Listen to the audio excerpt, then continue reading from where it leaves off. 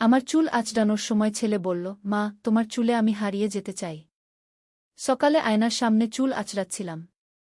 ছেলে পেছন থেকে এসে বলল, মা, আমি তোমার চুল আঁচড়ে দেব। আমি বললাম, না, আমি পারব। সে বলল, প্লিজ মা, একবার। আমি তার হাতে চিরুনি দিলাম। সে খুব আস্তে আস্তে আমার চুল আঁচড়াতে লাগল। আমি আয়নায় তার মুখ দেখছিলাম। তার চোখে অদ্ভুত একটা ভাব। চুল আঁচড়ানো শেষ করে সে বলল, মা, তোমার চুল এত সুন্দর। আমি এর মধ্যে হারিয়ে যেতে চাই। আমি অবাক হয়ে বললাম, মানে? সে আমার চুলে হাত বুলিয়ে বলল, মা, আমি চাই রাতে তোমার চুলের মধ্যে মুখ লুকিয়ে রাখতে। তোমার চুলের গন্ধে আমি মাতাল হয়ে যাই। আমি তাকে থামিয়ে দিয়ে বললাম, কি বলছিস? সে আমার কাঁধে হাত রেখে বলল, মা, আমি তোমাকে ভালোবাসি। তোমার সবকিছু আমার কাছে সুন্দর। আমি চাই তুমি আমার স্ত্রী হয়ে যাও। আয়নায় আমি তার চোখের দৃষ্টি দেখে কাঁপতে লাগলাম। সে আরও বলল, মা, আমি প্রতিদিন তোমার চুল আঁচড়ে দেব। তোমার সব যত্ন নেব। তুমি কি আমাকে তোমার স্বামী হিসেবে গ্রহণ করবে? আমি আয়না থেকে মুখ সরিয়ে নিলাম। মনে হচ্ছিল আমার নিজের ছেলেকে চিনতে পারছি না। এই গল্পটি সম্পূর্ণ শুনলে আপনাদের পানি অটোমেটিক বের হয়ে যাবে, যত দ্রুত সম্ভব হাতের কাছে টিস্যু নিয়ে বসে পড়ুন।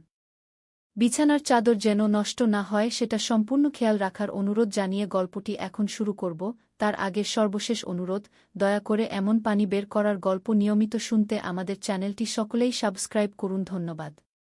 হ্যালো বন্ধুরা, আমার নাম মীরা খান। আমার বয়স ৩৯ বছর। আমার স্বামীর নাম রাহুল খান, বয়স ৪২ বছর। আমাদের ২ সন্তান, রিয়াদ আর তানিয়া। রিয়াদ ১৮ বছর বয়সী, কলেজে পড়ে। তানিয়া ১১ বছর বয়সী, স্কুলে যায়। আমি অবাক হয়ে রিয়াদের দিকে তাকিয়ে থাকলাম। তার কথাগুলো যেন আমার মাথায় ঘুরপাক খাচ্ছিল।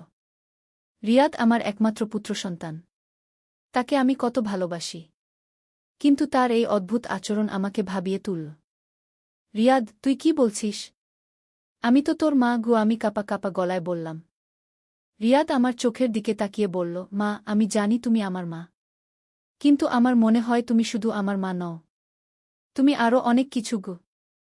আমি তার মাথায় হাত বুলিয়ে বললাম, কি মানে? তোর কি হয়েছে? রিয়াদ আমার হাত ধরে বলল, মা, আমি গত রাতে একটা স্বপ্ন দেখেছি। সেই স্বপ্নে আমি দেখলাম তুমি আমার সাথে বিয়ে করেছ। আমরা দুজনে একসাথে বাস করছি। তুমি আমার স্ত্রী। আমার গলা শুকিয়ে গেল। আমি বললাম, রিয়াদ, এটা তো স্বপ্ন। স্বপ্নের কোনো মানে হয় না। তুই আমার ছেলে, আমি তোর মা। এর চেয়ে বেশি কিছু নয়। রিয়াদ আমার ২ হাত ধরে বলল, মা, কিন্তু সেই স্বপ্নটা এত সুন্দর ছিল। আমি চাই সেটা সত্যি হোক। তুমি আমার সব কিছু। আমি তোমাকে ছাড়া বাঁচতে পারব না। আমি তার হাত ছাড়িয়ে নিয়ে বললাম, রিয়াদ, তুই এমন কথা বলিস কেন? তোর বাবা আছে, তোর বোন আছে। আমরা সবাই একসাথে একটা সুখী পরিবার। রিয়াদ মাথা নাড়ল, না মা, আমি চাই না এই পরিবার। আমি শুধু তোমাকে চাই। তুমি আমার হয়ে যাও। আমরা দুজনে অন্য কোথাও চলে যাই। আমার পুরো শরীর কাঁপতে লাগল। আমি বুঝতে পারছিলাম না এই পরিস্থিতিতে কি করব। রিয়াদের এই আচরণ একদমই স্বাভাবিক নয়। রিয়াদ, তুই একটু বিশ্রাম নে। তোর মাথা খারাপ হয়ে গেছে মনে হচ্ছে। আমি তাকে বলার চেষ্টা করলাম। কিন্তু রিয়াদ আমার কাছে আরও এগিয়ে এসে বলল, মা, আমার মাথা ঠিক আছে। আমি জানি কি চাই। আমি তোমাকে চাই। ঠিক তখনই নিচতলা থেকে রাহুলের গলা শুনতে পেলাম, মীরা, নাস্তা তৈরি হলো? আমি দ্রুত রিয়াদের কাছ থেকে সরে গিয়ে বললাম, হ্যাঁ, আসছি। তারপর রিয়াদের দিকে তাকিয়ে বললাম, তুই এখন তোর রুমে যা। আমরা পরে এ নিয়ে কথা বলব। রিয়াদ একটা লম্বা নিঃশ্বাস ছেড়ে বলল, ঠিক আছে মা। কিন্তু আমি আমার মন পরিবর্তন করব না। আমি দ্রুত নিচে নেমে গেলাম। রাহুল রান্নাঘরে বসে চা খাচ্ছিল। তানিয়া তার স্কুলের ড্রেস পরে প্রস্তুত হচ্ছিল। রাহুল আমার দিকে তাকিয়ে বলল, তোর মুখটা কেমন ফ্যাকাশে লাগছে। কিছু হয়েছে? আমি মাথা নাড়লাম, না, কিছু না। একটু মাথা ব্যথা করছে। তানিয়া আমার কাছে এসে বলল, মা, আজ আমার স্কুলে অ্যানুয়াল ফাংশন। তুমি আসবে তো? আমি তার মাথায় হাত বুলিয়ে বললাম, অবশ্যই যাব মা। রাহুল উঠে দাঁড়িয়ে বলল, আমি অফিসে যাচ্ছি। সন্ধ্যায় আসব। তারপর সে তানিয়াকে বলল, চল, তোকে স্কুলে দিয়ে আসি। তারা দুজনে বেরিয়ে গেলে আমি একা হয়ে গেলাম। রিয়াদ এখনও তার রুমে। আমি ভাবতে লাগলাম কি করব। হঠাৎ রিয়াদ নিচে নেমে এল। সে আমার কাছে এসে বলল, মা, আমি তোমার সাথে কথা বলতে চাই। আমি বললাম, রিয়াদ, তুই সকালে যা বলেছিলি সেগুলো ভুল। একটা ছেলের তার মায়ের প্রতি এমন অনুভূতি থাকা উচিত নয় গে। রিয়াদ আমার হাত ধরে বলল, মা, কিন্তু আমি কিছুই করতে পারি না। আমার মন তোমাকে ছাড়তে চায় না। আমি তার হাত ছাড়িয়ে বললাম, রিয়াদ, তুই কি জানিস তুই কি বলছিস? আমি তোর মা, তোর জন্মদাত্রী। তুই আমার গর্ভে এসেছিস। আমি তোকে এই পৃথিবীতে এনেছি গু।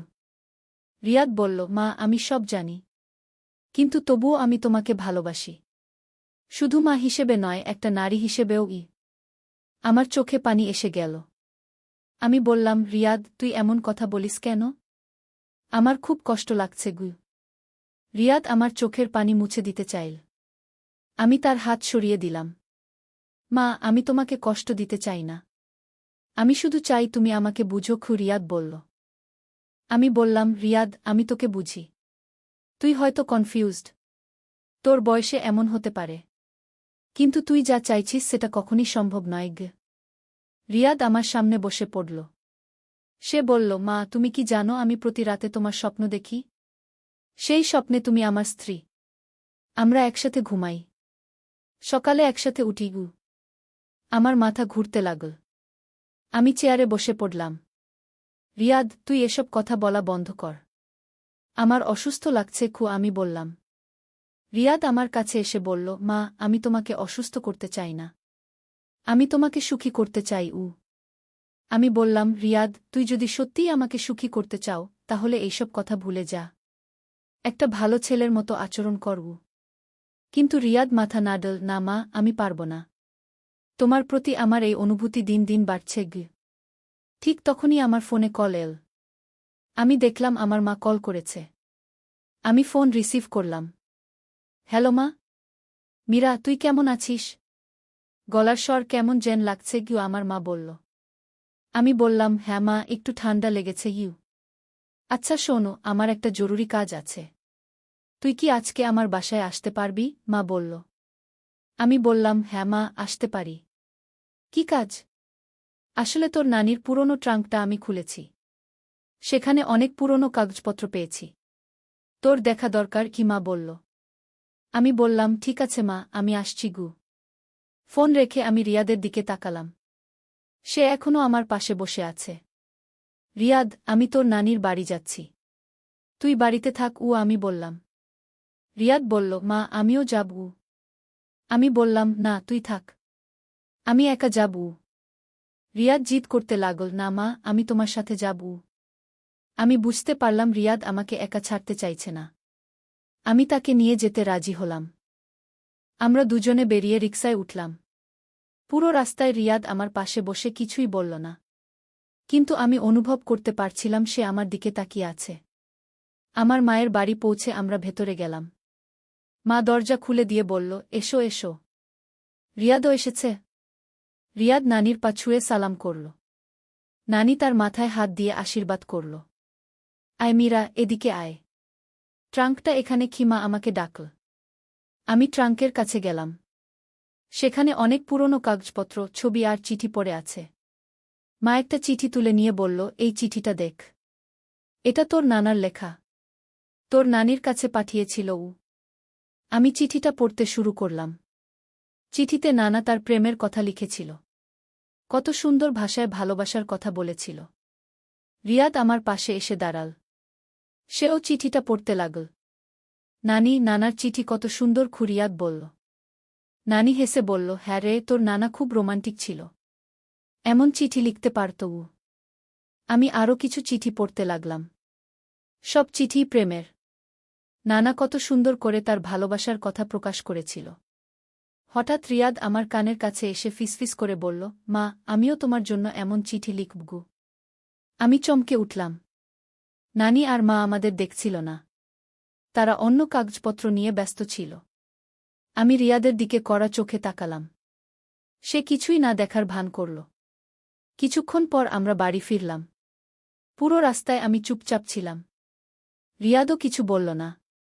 বাড়ি পৌঁছে আমি রান্নাঘরে গিয়ে রান্না করতে লাগলাম। রিয়াদ তার রুমে গিয়ে পড়াশোনা করতে বসল। সন্ধ্যায় রাহুল অফিস থেকে ফিরল। তানিয়াও স্কুল থেকে এসে গেল। আমরা সবাই একসাথে রাতের খাবার খেলাম। খাওয়ার সময় রিয়াদ মাঝে মাঝে আমার দিকে তাকাচ্ছিল। আমি তার দৃষ্টি এড়িয়ে চলার চেষ্টা করলাম। খাওয়া শেষে রাহুল টিভি দেখতে বসল। তানিয়া তার হোমওয়ার্ক করতে গেল। আমি থালাবাসন ধুতে লাগলাম। রিয়াদ রান্নাঘরে এসে বলল, মা, আমি তোমাকে সাহায্য করব। আমি বললাম, না, তুই যা, আমি করে নিচ্ছি গু। কিন্তু রিয়াদ চলে গেল না। সে আমার পাশে দাঁড়িয়ে রইল। মা, আজ নানার চিঠি পড়ে আমার খুব ভালো লেগেছে, রিয়াদ বলল। আমি কোনো জবাব দিলাম না। আমি থালা ধুতেই থাকলাম। মা, আমিও তোমার জন্য এমন চিঠি লিখব, রিয়াদ আবার বলল।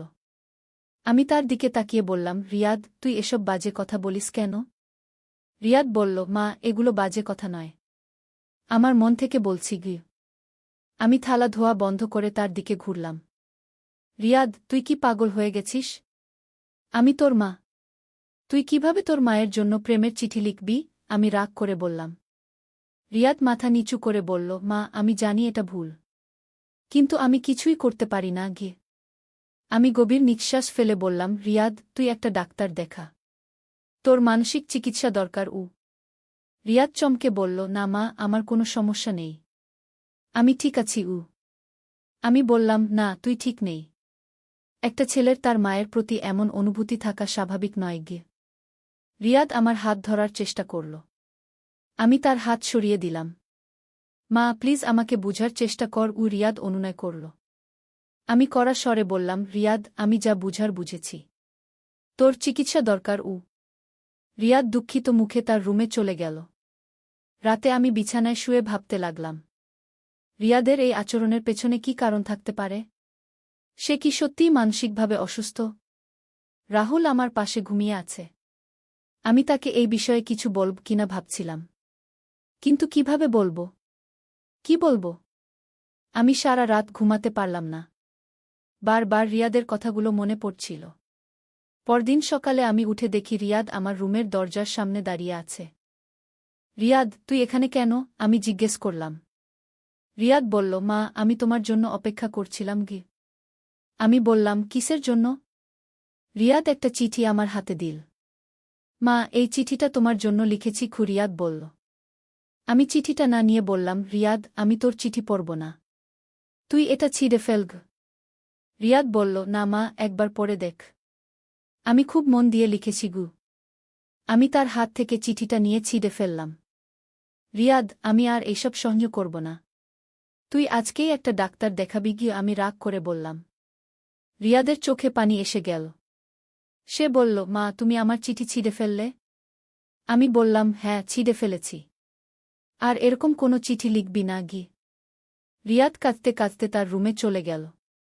আমি নিচে গিয়ে রাহুলকে সব কথা বললাম। রাহুল প্রথমে বিশ্বাস করতে পারল না। তুই কি বলছিস মীরা? রিয়াদ এমন কথা বলেছে? রাহুল অবাক হয়ে বলল। আমি বললাম, হ্যাঁ, আমি কি মিথ্যে বলবো? সে আমার সাথে বিয়ে করতে চায়। রাহুল রাগে লাল হয়ে গেল। আমি তাকে এখনই বলি। আমি তাকে থামালাম, না, তুমি রাগ করো না, সে হয়তো অসুস্থ, আমাদের তাকে চিকিৎসার ব্যবস্থা করতে হবে। রাহুল বলল, ঠিক আছে, আমি একটা মনোরোগ বিশেষজ্ঞর কাছে নিয়ে যাব। কিন্তু যখন আমরা রিয়াদকে ডাক্তার দেখানোর কথা বললাম, সে রাজি হল না। আমার কোনো অসুখ নেই, আমি ডাক্তার দেখাব না। রিয়াদ জেদ করল। রাহুল তাকে বোঝানোর চেষ্টা করল, রিয়াদ, তুই যা বলছিস সেটা স্বাভাবিক নয়, তোর চিকিৎসা দরকার। রিয়াদ বলল, বাবা, আমি ভালোবাসি মাকে, এতে অসুখের কি আছে? রাহুল রেগে গিয়ে বলল, এটা ভালোবাসা নয়, এটা অসুস্থতা। একটা ছেলে তার মায়ের প্রতি এমন অনুভূতি রাখতে পারে না গি। রিয়াদ বলল, আমি পারি, আমি মাকে ভালোবাসি। রাহুল তাকে থাপ্পড় মারল। রিয়াদ কাঁদতে শুরু করল। তুই আর এইসব বাজে কথা বলবি না, না হলে আমি তোকে বাড়ি থেকে বের করে দেব। রাহুল হুমকি দিল। রিয়াদ তার রুমে চলে গেল। কয়েকদিন রিয়াদ আমার সাথে কথা বলল না, সে চুপচাপ থাকত। কিন্তু আমি দেখতাম সে আমার দিকে তাকিয়ে থাকে। একদিন রাতে আমি হঠাৎ জেগে উঠলাম। দেখি রিয়াদ আমার বিছানার পাশে দাঁড়িয়ে আছে। রিয়াদ, তুই এখানে কেন? আমি ফিসফিস করে জিজ্ঞেস করলাম। রিয়াদ বলল, মা আমি তোমাকে দেখছিলাম গি। আমি বললাম, তুই পাগল হয়ে গেছিস। চলে যা তোর রুমে গু। রিয়াদ বলল, মা আমি তোমার পাশে শুতে চাই। আমি রাহুলকে ডাকতে যাচ্ছিলাম, কিন্তু রিয়াদ আমার মুখে হাত দিয়ে দিল। মা প্লিজ বাবাকে ডেকো না। আমি চলে যাচ্ছি রিয়াদ বলল। সে চলে গেল। আমি সারা রাত ঘুমাতে পারলাম না। পরদিন সকালে আমি রাহুলকে সব বললাম। রাহুল খুব রেগে গেল। আমি রিয়াদকে হোস্টেলে পাঠিয়ে দেব রাহুল বলল। আমি বললাম, না, তার আগে একবার চিকিৎসার চেষ্টা করি। আমরা জোর করে রিয়াদকে একজন মনোচিকিৎসকের কাছে নিয়ে গেলাম। ডাক্তার তার সাথে অনেকক্ষণ কথা বলল। ডাক্তার আমাদের বলল, রিয়াদের একটা মানসিক সমস্যা আছে। এটাকে ইডিপাস কমপ্লেক্স বলে। কিছু ছেলেদের মায়ের প্রতি এমন অনুভূতি তৈরি হয়। আমি জিজ্ঞেস করলাম, এর চিকিৎসা আছে? ডাক্তার বলল, হ্যাঁ, কাউন্সেলিং আর ওষুধের মাধ্যমে এটা ভালো হতে পারে, তবে সময় লাগবে। আমরা রিয়াদের চিকিৎসা শুরু করলাম, কিন্তু সে ডাক্তারের কথা শুনতে চাইত না। আমার কোনো অসুখ নেই, আমি মাকে ভালোবাসি, এটাই স্বাভাবিক, রিয়াদ বলত। ধীরে ধীরে পরিস্থিতি আরও খারাপ হতে লাগল। রিয়াদ আমার পেছনে পেছনে ঘুরত। আমি কোথাও গেলে সেও যেত। একদিন আমি বাজারে গিয়েছি। ফিরে এসে দেখি রিয়াদ আমার শাড়ি নিয়ে শুকছে। রিয়াদ, তুই কি করছিস? আমি জিজ্ঞেস করলাম। রিয়াদ লজ্জা পেয়ে বলল, মা আমি তোমার গন্ধ নিচ্ছিলাম। আমার গা গুলিয়ে উঠল। তুই সত্যিই পাগল হয়ে গেছিস গো। রিয়াদ বলল, মা আমি তোমার সব কিছু ভালোবাসি। তোমার গন্ধ, তোমার চুল, তোমার সব কিছু। আমি তার হাত থেকে শাড়ি কেড়ে নিলাম। রিয়াদ, তুই আর এসব করবি না। আমি তোর বাবাকে বলব। আমি হুমকি দিলাম। রিয়াদ আমার পা জড়িয়ে ধরল। মা প্লিজ বাবাকে বলো না। আমি আর করব না। আমি তাকে ছাড়িয়ে দিলাম। কিছুদিন পর আমি লক্ষ্য করলাম রিয়াদ আমার ব্যক্তিগত জিনিসপত্র চুরি করছে। আমার ব্লাউজ, অন্তর্বাস, এমনকি আমার ব্যবহৃত রুমাল পর্যন্ত। আমি তার রুমে গিয়ে দেখলাম সে আমার জিনিসগুলো একটা বাক্সে রেখেছে। রিয়াদ, এগুলো কি? আমি রেগে গিয়ে বললাম। রিয়াদ লজ্জা পেয়ে বলল, মা আমি এগুলো সংগ্রহ করেছি। আমি সব জিনিস নিয়ে এলাম। রাহুলকে সব বললাম। রাহুল এবার খুবই রেগে গেল। আমি আর সহ্য করতে পারব না। রিয়াদকে হোস্টেলে পাঠিয়ে দেব। কিন্তু রিয়াদ হোস্টেলে যেতে রাজি হল না।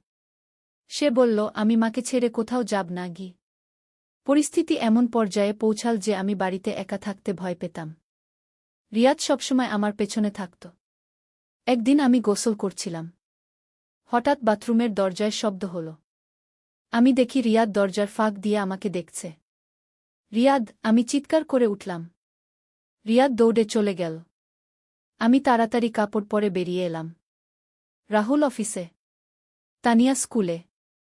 আমি রিয়াদকে ডেকে বললাম, রিয়াদ তুই কি করছিলি? রিয়াদ মাথা নিচু করে রইল। তুই আমার গোসলের সময় আমাকে দেখছিলি? আমি জিজ্ঞেস করলাম। রিয়াদ কোনো জবাব দিল না। আমি তাকে থাপ্পড় মারলাম।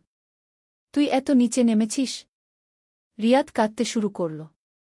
মা আমি কিছু করিনি, আমি শুধু তোমাকে দেখতে চেয়েছিলাম। আমি বললাম, এটা খুবই খারাপ কাজ। একটা ছেলে তার মাকে এভাবে দেখতে পারে না। রিয়াদ বলল, মা আমি জানি এটা ভুল, কিন্তু আমি নিজেকে সংযত রাখতে পারি না। আমি বুঝতে পারলাম রিয়াদের অবস্থা আরও খারাপ হয়েছে। আমি রাহুলকে ফোন করে সব বললাম। রাহুল তাড়াতাড়ি বাড়ি এল। সে রিয়াদকে ডেকে বলল, রিয়াদ তুই যা করেছিস সেটা অত্যন্ত নিকৃষ্ট কাজ। আমি আর তোকে এই বাড়িতে রাখতে পারব না। রিয়াদ কাঁদতে কাঁদতে বলল, বাবা আমি আর কোথাও যাব না, আমি মাকে ছাড়তে পারব না। রাহুল বলল, তুই যাবি? আমি তোর জন্য একটা হোস্টেলের ব্যবস্থা করব। রিয়াদ আমার পা জড়িয়ে ধর। রিয়াদ বলল, মা আমি বুঝতে পেরেছি আমার ভুল। একটা ছেলের তার মায়ের প্রতি সেরকম অনুভূতি থাকা উচিত নয়।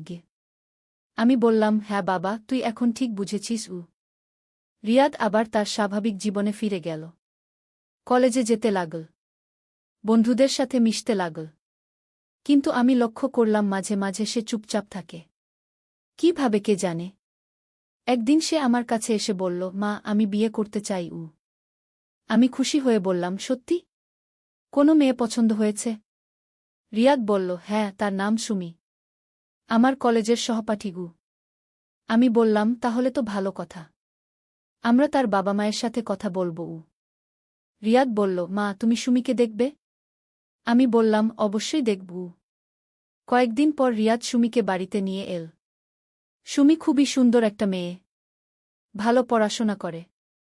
আমি তার সাথে কথা বলে খুশি হলাম। রিয়াদের জন্য তুমি পারফেক্ট। সুমি লজ্জা পেয়ে বলল, আন্টি, রিয়াদ খুব ভালো ছেলে।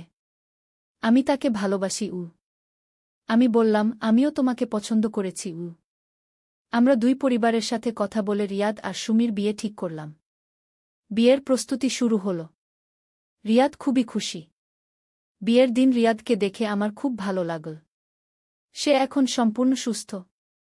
বিয়ের পর রিয়াদ সুমিকে নিয়ে আলাদা ফ্ল্যাটে থাকতে শুরু করল। কিছুদিন পর সুমি আমার কাছে এল। আন্টি, আমার একটা কথা বলার ছিল। আমি বললাম, কি কথা? সুমি বলল, রিয়াদ মাঝে মাঝে স্বপ্নে কথা বলে। আপনার নাম নেগু। আমার মনটা খারাপ হয়ে গেল। কি ধরনের কথা বলে? সুমি বলল, সে বলে, মা, আমি তোমাকে ভালোবাসি। তুমি আমার কাছে এসো। আমি চিন্তিত হয়ে পড়লাম। রিয়াদ কি এখনো সুস্থ হয়নি? আমি রিয়াদকে ডেকে জিজ্ঞেস করলাম, রিয়াদ, তুই কি এখনো আমার কথা ভাবিস? রিয়াদ একটু অস্বস্তি বোধ করে বলল, না মা, আমি এখন সুমিকে ভালোবাসি। আমি বললাম, তাহলে তুই রাতে স্বপ্নে আমার নাম নিয়ে কথা বলিস কেন? রিয়াদ চমকে উঠল।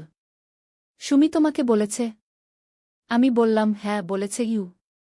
রিয়াদ মাথা নিচু করে বলল, মা, আমি জানি না কেন এমন হয়। আমি চেষ্টা করি না ভাবতে, কিন্তু মাঝে মাঝে স্বপ্ন দেখি।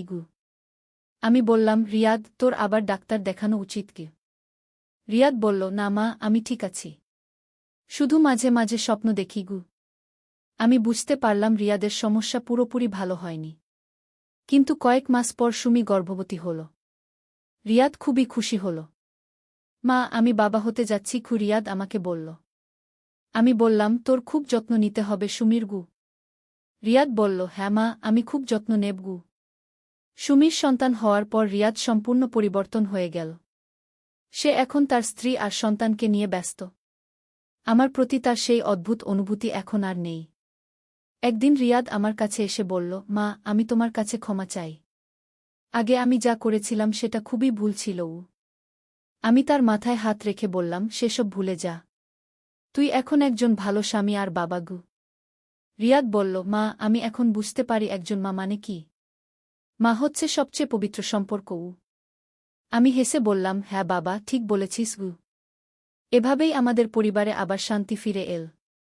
রিয়াদ এখন একজন সুস্থ স্বাভাবিক মানুষ। কিন্তু এই ঘটনা আমাকে শিখিয়েছে যে পারিবারিক সম্পর্কের ক্ষেত্রে সতর্ক থাকা কত জরুরি।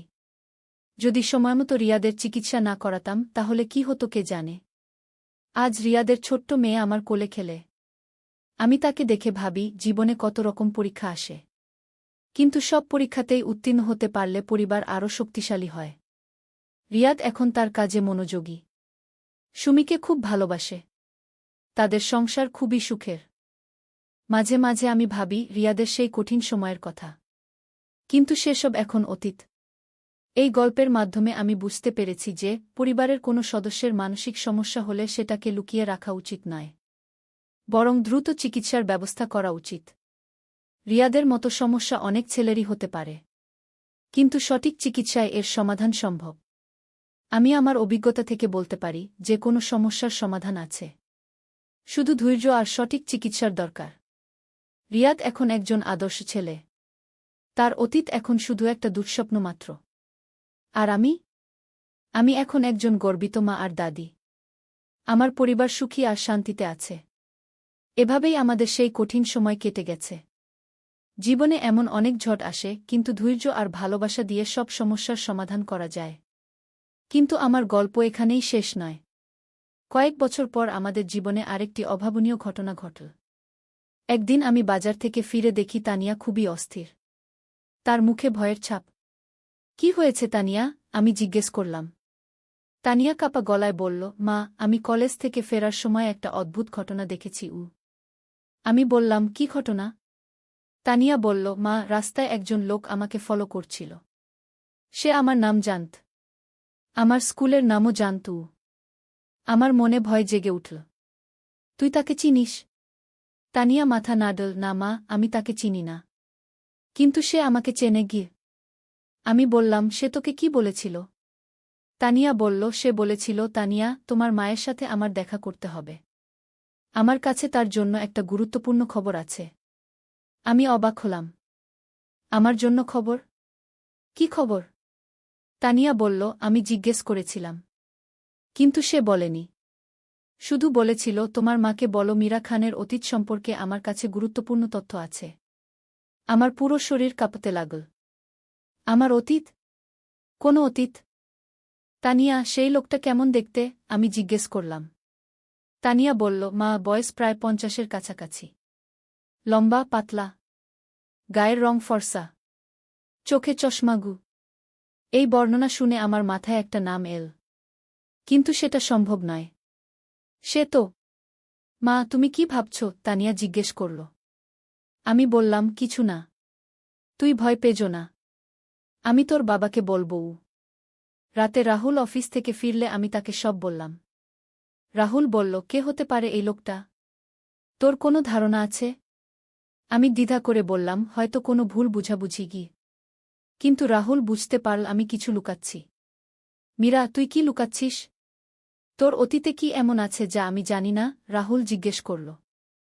আমি গভীর নিঃশ্বাস ফেলে বললাম, রাহুল, আমার কলেজ জীবনে একটা ঘটনা ঘটেছিল। আমি সেটা তোমাকে কখনো বলিনি গিয়ে। রাহুল অবাক হয়ে বলল, কি ঘটনা? আমি বললাম, আমার কলেজের একজন স্যার ছিল। তার নাম ছিল প্রফেসর আকরাম। সে আমাকে নিয়ে খারাপ উদ্দেশ্য ছিল। রাহুল বলল, তারপর কি হয়েছিল? আমি বললাম, একদিন সে আমাকে তার অফিসে ডেকে নিয়ে চেষ্টা করেছিল। রাহুল রেগে গিয়ে বলল, তুই কেন আমাকে বলিসনি? আমি বললাম, কারণ আমি সেটা চাইনি। আমি তাকে থামিয়ে দিয়েছিলাম। আর কলেজের হেড স্যারকে সব বলেছিলাম। রাহুল বলল, তারপর? আমি বললাম, হেড স্যার তাকে চাকরি থেকে বরখাস্ত করে দিয়েছিল। তারপর থেকে সে আমাকে হুমকি দিতে থাকে। কিন্তু কলেজ শেষ হওয়ার পর আমি আর তার খোঁজ রাখিনি। রাহুল বলল, তুই মনে করিস সেই লোকটা এই প্রফেসর আকরাম? আমি বললাম, তানিয়ার বর্ণনা শুনে মনে হচ্ছে। রাহুল বলল, আমি কাল পুলিশে রিপোর্ট করব। আমি বললাম, না, আগে দেখি সে আসলেই কে।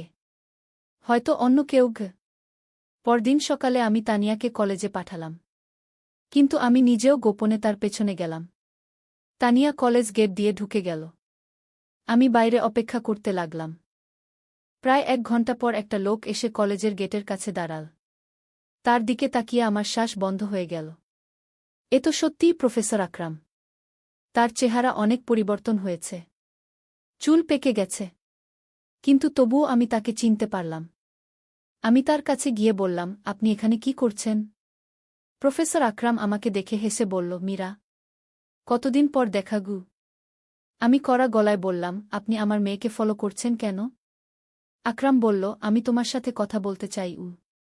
আমি বললাম, আমাদের মধ্যে কোনো কথা নেই। আপনি চলে যান। আকরাম বলল, মীরা, তুমি আমার জীবনটা শেষ করে দিয়েছিলে। আমি তোমার কাছ থেকে বদলা নেব। আমার ভয় লাগতে লাগল। আপনি কি চান? আকরাম বলল, আমি চাই তুমি সবার সামনে স্বীকার করো যে তুমি আমার বিরুদ্ধে মিথ্যা অভিযোগ করেছিলে। আমি বললাম, আমি মিথ্যা কিছু বলিনি। আপনি সত্যিই আমার সাথে খারাপ কিছু করার চেষ্টা করেছিলেন। আকরাম রেগে গিয়ে বলল, মিথ্যেবাদী। তোর জন্য আমার চাকরি গেল। আমার সংসার ভেঙে গেল। আমি বললাম, সেটা আপনার নিজের দোষ। আকরাম বলল, মীরা, যদি তুমি স্বীকার না করো তাহলে আমি তোর মেয়েকে আমি তার কথা শেষ হওয়ার আগেই চিৎকার করে বললাম, আপনি আমার মেয়েকে স্পর্শ করার সাহস পাবেন না। আশেপাশের মানুষজন আমাদের দিকে তাকাতে লাগল। আকরাম তাড়াতাড়ি চলে গেল। আমি কাঁপতে কাঁপতে বাড়ি ফিরলাম। রাহুলকে সব বললাম। রাহুল বলল, এবার আমি পুলিশে রিপোর্ট করব। আমরা থানায় গিয়ে আকরামের বিরুদ্ধে অভিযোগ দায়ের করলাম। পুলিশ তাকে খোঁজ করতে লাগল। কিন্তু সে যেন হাওয়ায় মিলিয়ে গেল। কয়েকদিন পর তানিয়া কলেজ থেকে ফিরে বলল, মা, সেই লোকটা আজ আমাকে একটা চিঠি দিয়েছে। আমি চিঠিটা নিয়ে পড়লাম। সেখানে লেখা ছিল, মীরা, তুমি যদি 3 দিনের মধ্যে স্বীকার না করো যে তুমি আমার বিরুদ্ধে মিথ্যা অভিযোগ করেছিলে, তাহলে তোর মেয়ের কি হবে তা তুমি জানো না। আমার হাত কাঁপতে লাগল। এই লোক আমার মেয়েকে নিয়ে হুমকি দিচ্ছে। আমি তাড়াতাড়ি পুলিশে গিয়ে চিঠিটা দেখালাম। পুলিশ অফিসার বলল, আমরা তার খোঁজ করছি। আপনি চিন্তা করবেন না। আপনার মেয়ের জন্য নিরাপত্তার ব্যবস্থা করব। পুলিশ তানিয়ার কলেজে নিরাপত্তার ব্যবস্থা করল। আমাদের বাড়িতেও পাহারার ব্যবস্থা করা হল। কিন্তু আকরাম খুবই চালাক। সে কোনো চিহ্ন রাখল না। একদিন রাতে আমি ঘুমিয়েছিলাম। হঠাৎ টেলিফোনের শব্দে জেগে উঠলাম। ফোন তুলে শুনলাম আকরামের গলা। মীরা, তোর সময় শেষ। আগামীকাল রাতে তুই একা পার্কে আসবি। না হলে তোর মেয়ের গু। আমি ফোন রেখে দিলাম। রাহুল জেগে উঠল। কে ফোন করেছিল? আমি সব বললাম। রাহুল বলল, আমি পুলিশকে বলবো। পরদিন পুলিশের সাথে পরিকল্পনা করলাম। তারা গোপনে পার্কে থাকবে। আমি যাব, কিন্তু চারদিকে পুলিশের লোক থাকবে। রাতে আমি পার্কে গেলাম। আকরাম এল। মীরা, তুই এসেছিস কি? আকরাম বলল। আমি বললাম, আপনি আমার কাছে কি চান? আকরাম বলল, আমি চাই তুই স্বীকার করিস যে তুই আমার বিরুদ্ধে মিথ্যা অভিযোগ করেছিলি। আমি বললাম, আমি মিথ্যা কিছু বলিনি। আকরাম রেগে গিয়ে একটা ছুরি বের করল। তাহলে মরে যা। সে আমার দিকে এগিয়ে এল। ঠিক তখনই পুলিশ এসে তাকে ধরে ফেল। আকরাম চিৎকার করে বলল, ছাড়ো আমাকে। আমি এই মেয়ের সাথে হিসাব মিটিয়ে নেব। পুলিশ তাকে গ্রেফতার করল। কোর্টে মামলা চল। আকরামকে 10 বছরের জেল হল। এভাবে আমাদের জীবনে আরেকটি সংকট শেষ হল। তানিয়া এখন নিরাপদ। আমিও নিশ্চিন্ত। কিন্তু এই ঘটনা আমাকে শিখিয়েছে যে অতীতের ভুলগুলো কখনো কখনো বর্তমানে ফিরে আসে। আমি রিয়াদকে সব বললাম। সেও খুব রেগে গেল। মা, তুমি আমাকে বলনি কেন? আমি তাকে দেখিয়ে দিতাম। রিয়াদ বলল। আমি বললাম, তুই এখন একজন বিবাহিত মানুষ। তোর সংসারের দায়িত্ব আছে। রিয়াদ বলল, মা, তুমি আমার মা। তোমার বিপদে আমি সবসময় পাশে থাকব। এই কথা শুনে আমার চোখে পানি এসে গেল। রিয়াদ এখন সত্যিই একজন ভালো ছেলে।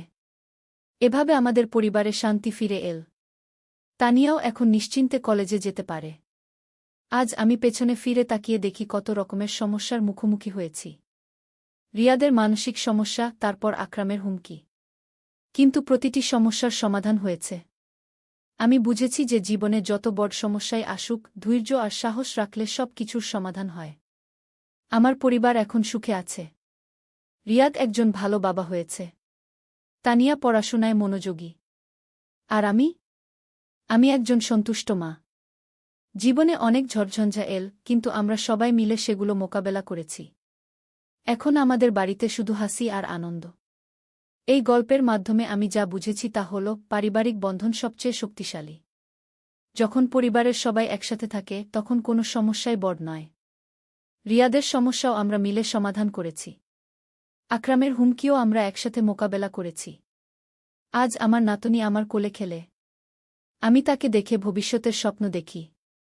আমি চাই সে একটা সুন্দর জীবন পাক, যেখানে থাকবে শুধু ভালোবাসা আর শান্তি। এভাবেই আমার এই দীর্ঘ গল্পের সমাপ্তি। একটি পরিবারের সংগ্রামের গল্প, যেখানে ছিল সমস্যা কিন্তু ছিল সমাধানও। জীবনে যত বড় বিপদই আসুক, পরিবারের ভালোবাসা আর একতা দিয়ে সব কিছু জয় করা যায়। এটাই আমার জীবনের শিক্ষা। একদিন আলী সাহেব সোহেলের অফিসে এলেন। সোহেল তাকে দেখে অবাক হয়ে গেল। স্যার, আপনি এখানে? হ্যাঁ সোহেল, তোমার অফিস একবার দেখতে চাইলাম। খুব সুন্দর হয়েছে। আলী সাহেব পুরো অফিস ঘুরে দেখলেন। কর্মচারীদের সাথে কথা বললেন। তারপর সোহেলের রুমে এসে বসলেন। সোহেল, তুমি অনেক দূর এসেছ। মনে আছে 7 বছর আগে তুমি যখন আমার অফিসে প্রথম এসেছিলে চা বানানোর কাজ করতে? হ্যাঁ স্যার, সব মনে আছে। আমি গর্বিত যে আমি তোমাকে একটা সুযোগ দিয়েছিলাম, আর তুমি সেই সুযোগকে কাজে লাগিয়েছ। জানো সফলতার মূল সূত্র কি? কি স্যার? কঠোর পরিশ্রম, সততা আর হাল না ছাড়া। তোমার মধ্যে এই 3টা গুণই আছে।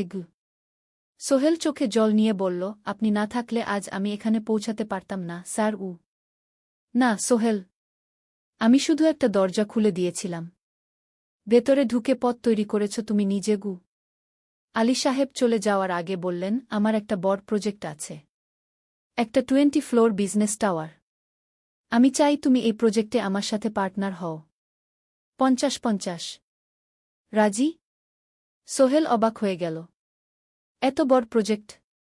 স্যার, আমার কি যথেষ্ট সামর্থ্য আছে? আছে। আমি বিশ্বাস করি। সোহেল রাজি হয়ে গেল। এটা তার জীবনের সবচেয়ে বড় প্রজেক্ট হবে। ৫০ অধ্যায়, বড় চ্যালেঞ্জ। 20 ফ্লোর বিজনেস টাওয়ারের কাজ শুরু হল। এটা সোহেলের জীবনের সবচেয়ে বড় চ্যালেঞ্জ। প্রজেক্টের বাজেট প্রায় 10 করোড় টাকা। সোহেলকে 5 করোড় টাকা ইনভেস্ট করতে হবে। সোহেল তার সব সঞ্চয়ে, ব্যাংক লোন আর কিছু ইনভেস্টর থেকে টাকা জোগাড় করল। এটা একটা বিশাল ঝুঁকি। যদি প্রজেক্ট ব্যর্থ হয়, সব শেষ।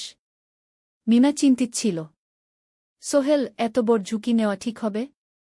মিনা, জীবনে বড় কিছু করতে হলে ঝুঁকি নিতে হয়। আমি এই সুযোগ হাতছাড়া করতে চাই না। কিন্তু যদি কিছু ভুল হয়? ভুল হবে না। আমি আলী সাহেবের সাথে আছি। উনি আমাকে গাইড করবেন। প্রজেক্ট শুরু হল।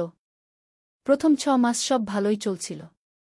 কাজ সময়মতো হচ্ছে, বাজেট ঠিক আছে। কিন্তু 7 মাসের মাথায় একটা বড় সমস্যা দেখা দিল।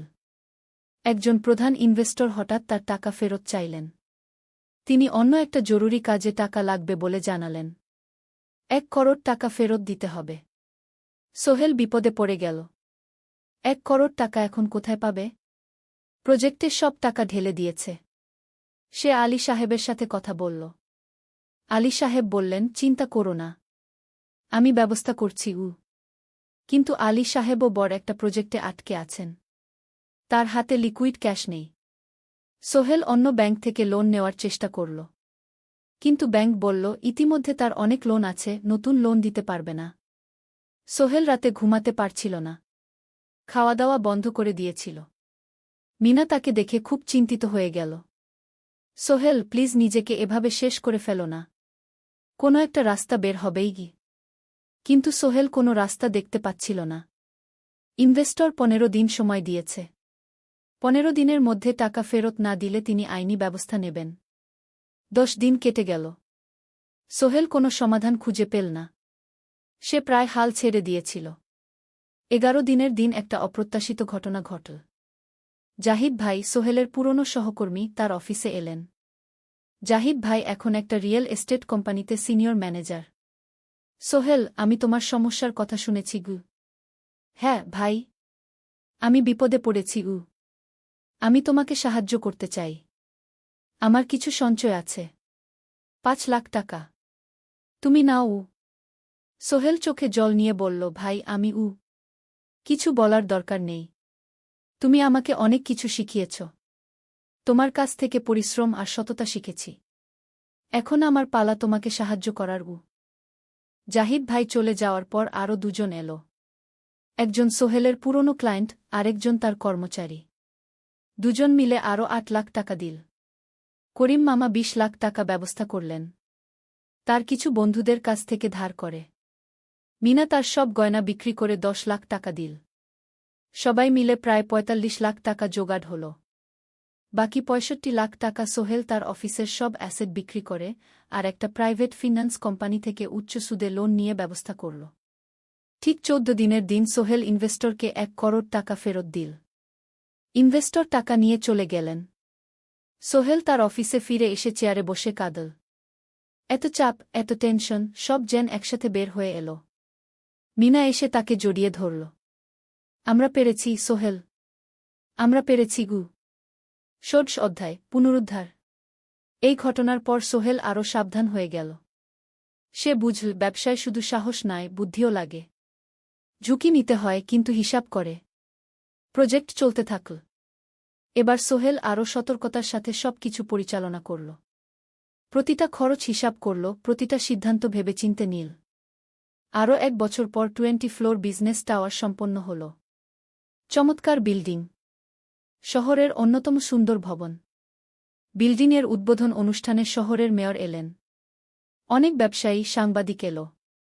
সোহেলের নাম পত্রিকায় ছাপা হল। স্বপ্নের শহরে এক তরুণ উদ্যোক্তার সফলতার গল্প। প্রজেক্ট থেকে সোহেলের লাভ হল প্রায় 2 করোড় টাকা। এই টাকা দিয়ে সে সব ঋণ শোধ করল। জাহিদ ভাইয়ের টাকা ফেরত দিল। করিম মামার ঋণ শোধ করল। যারা সাহায্য করেছিল সবাইকে টাকা ফেরত দিল। মিনার জন্য নতুন গয়না কিন। আরও সুন্দর। তার মাকে গ্রামে একটা নতুন পাকা বাড়ি বানিয়ে দিল। মা কাঁদতে কাঁদতে বললেন, তোর বাবা বেঁচে থাকলে কত খুশি হতো। তুই আমার সব স্বপ্ন পূরণ করেছিস গে। সোহেল নিজেদের জন্য একটা ফ্ল্যাট কিন। 4 রুমের ফ্ল্যাট, সমুদ্রের কাছে। এখন আর ভাড়া বাড়িতে থাকতে হয় না। সপ্তদশ অধ্যায়, প্রতিদান। সোহেল এখন একজন প্রতিষ্ঠিত উদ্যোক্তা। কিন্তু সে তার শেখ ভোলেনি। যে গ্রাম থেকে সে এসেছে, যারা তাকে সাহায্য করেছে, কাউকেই ভোলেনি। সে তার গ্রামে একটা স্কুল বানিয়ে দিল। সোহেল ফাউন্ডেশন স্কুল কো গরিব ছেলেমেয়েরা ফ্রিতে পড়তে পারবে। ভালো শিক্ষক নিযোগ দিল। ভালো পড়াশোনার ব্যবস্থা করল। শহরে একটা ফ্রি মেডিকেল ক্লিনিক খুল। গরিব মানুষরা ফ্রিতে চিকিৎসা পাবে। প্রতি বছর 10 জন মেধাবী কিন্তু গরিব ছাত্রছাত্রীকে স্কলারশিপ দেওয়া শুরু করল। তারা বিনামূল্যে পড়াশোনা করতে পারবে। একদিন একটা টিভি চ্যানেল সোহেলের ইন্টারভিউ নিতে এলো। আপনার সফলতার গোপন সূত্র কি? সোহেল একটু ভেবে বলল, কঠোর পরিশ্রম, সততা আর হাল না ছাড়া। এই 3টা জিনিস যদি কারো মধ্যে থাকে, সে যে কোনো কিছু অর্জন করতে পারে। আর সবচেয়ে বড় কথা, যারা আমাকে সাহায্য করেছে তাদের ছাড়া আমি কিছুই না। একা কেউ সফল হতে পারে না গি। আপনার পরবর্তী স্বপ্ন কি? আমি চাই আরও মানুষকে সাহায্য করতে। আমার মতো যারা গ্রাম থেকে শহরে আসে তাদের জন্য একটা ট্রেনিং সেন্টার খুলব। তারা সেখানে বিভিন্ন স্কিল শিখতে পারবে, চাকরি পাবে, নিজের পায়ে দাঁড়াতে পারবে। অষ্টাদশ অধ্যায়, নতুন প্রজন্ম। আরও 5 বছর কেটে গেল। সোহেল এখন 45 বছরের। তার মেয়ে সারা এখন 9 বছরের। স্কুলে ক্লাস 4-এ পড়ে। খুব মেধাবী মেয়ে। একদিন সারা বাবাকে জিজ্ঞেস করল, বাবা, তুমি কিভাবে এত বড় হলে? আমার বন্ধুরা বলে তুমি একজন সফল মানুষ গো। সোহেল তাকে কোলে নিয়ে বসল। বাবা, তুমি জানো তোমার দাদু ছিলেন একজন স্কুল শিক্ষক। খুব সৎ মানুষ। কিন্তু আমরা গরিব ছিলাম। আমি রিকশা চালাতাম গো। রিকশা? সত্যি? হ্যাঁ।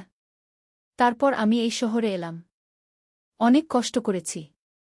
কিন্তু হাল ছাড়িনি। মানুষ আমাকে সাহায্য করেছে। আর আমি কঠোর পরিশ্রম করেছি। বাবা, আমিও কি তোমার মতো হতে পারব? অবশ্যই পারবে বাবা। তবে মনে রেখো, সফলতা মানে শুধু টাকা পয়সা না। সফলতা মানে ভালো মানুষ হওয়া, অন্যদের সাহায্য করা, সৎ থাকা। সারা মাথা নাডল।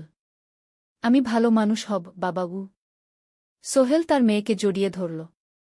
মনে মনে ভাবল, তার জীবনের সব কষ্ট সার্থক হয়েছে। মিনা রান্নাঘর থেকে ডাকল, খাবার তৈরি। এসো। সোহেল সারাকে নিয়ে ডাইনিং টেবিলে গেল। ঋতু এসেছে। সে এখন বিয়ে করেছে, তার একটা ছেলে হয়েছে। সোহেলের মা মাঝে মাঝে চট্টগ্রামে বেড়াতে আসেন। আজও এসেছেন। সবাই মিলে খেতে বসল। হাসিগল্পে ভরা পরিবার। সোহেল তাকাল তার মায়ের দিকে, মিনার দিকে, সারার দিকে, ঋতুর দিকে। মনে হল, জীবনে আর কি চাই? খাওয়া শেষে সবাই বসে রইল। গল্প করছিল। হঠাৎ সোহেলের ফোন বাজল। অফিস থেকে। একটা জরুরি বিষয়। সোহেল ফোন রেখে দিয়ে মিনাকে বলল, একটা নতুন প্রজেক্টের প্রস্তাব এসেছে। একটা এতিমখানা বানানোর কাজ। সরকারি প্রজেক্ট। তুমি নেবে? অবশ্যই। এটা আমার স্বপ্নের প্রজেক্ট। যেসব বাচ্চাদের বাবা মা নেই তাদের জন্য একটা সুন্দর জায়গা।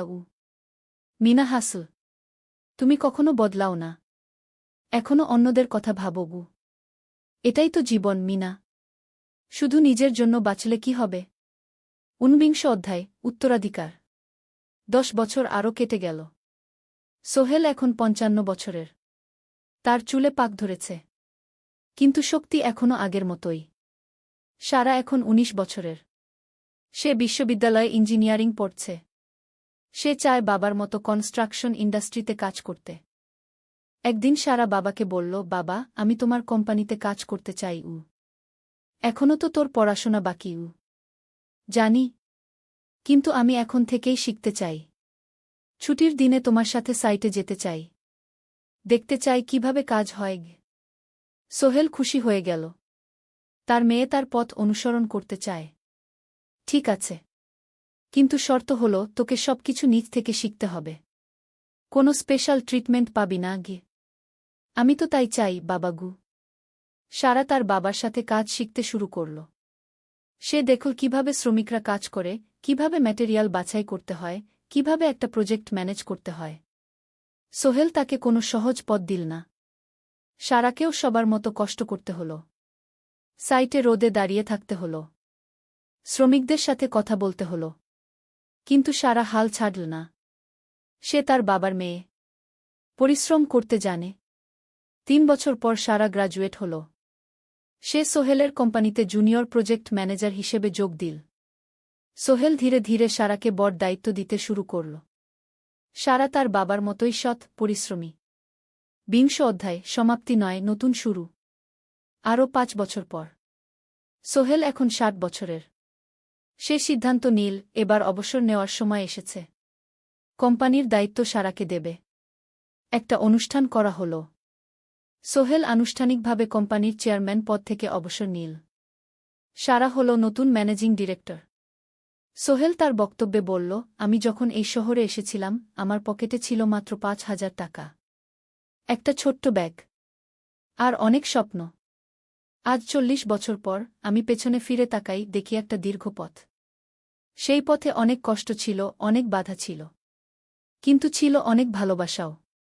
অনেক মানুষের সাহায্যও। আমি বিশ্বাস করি সফলতা একা আসে না।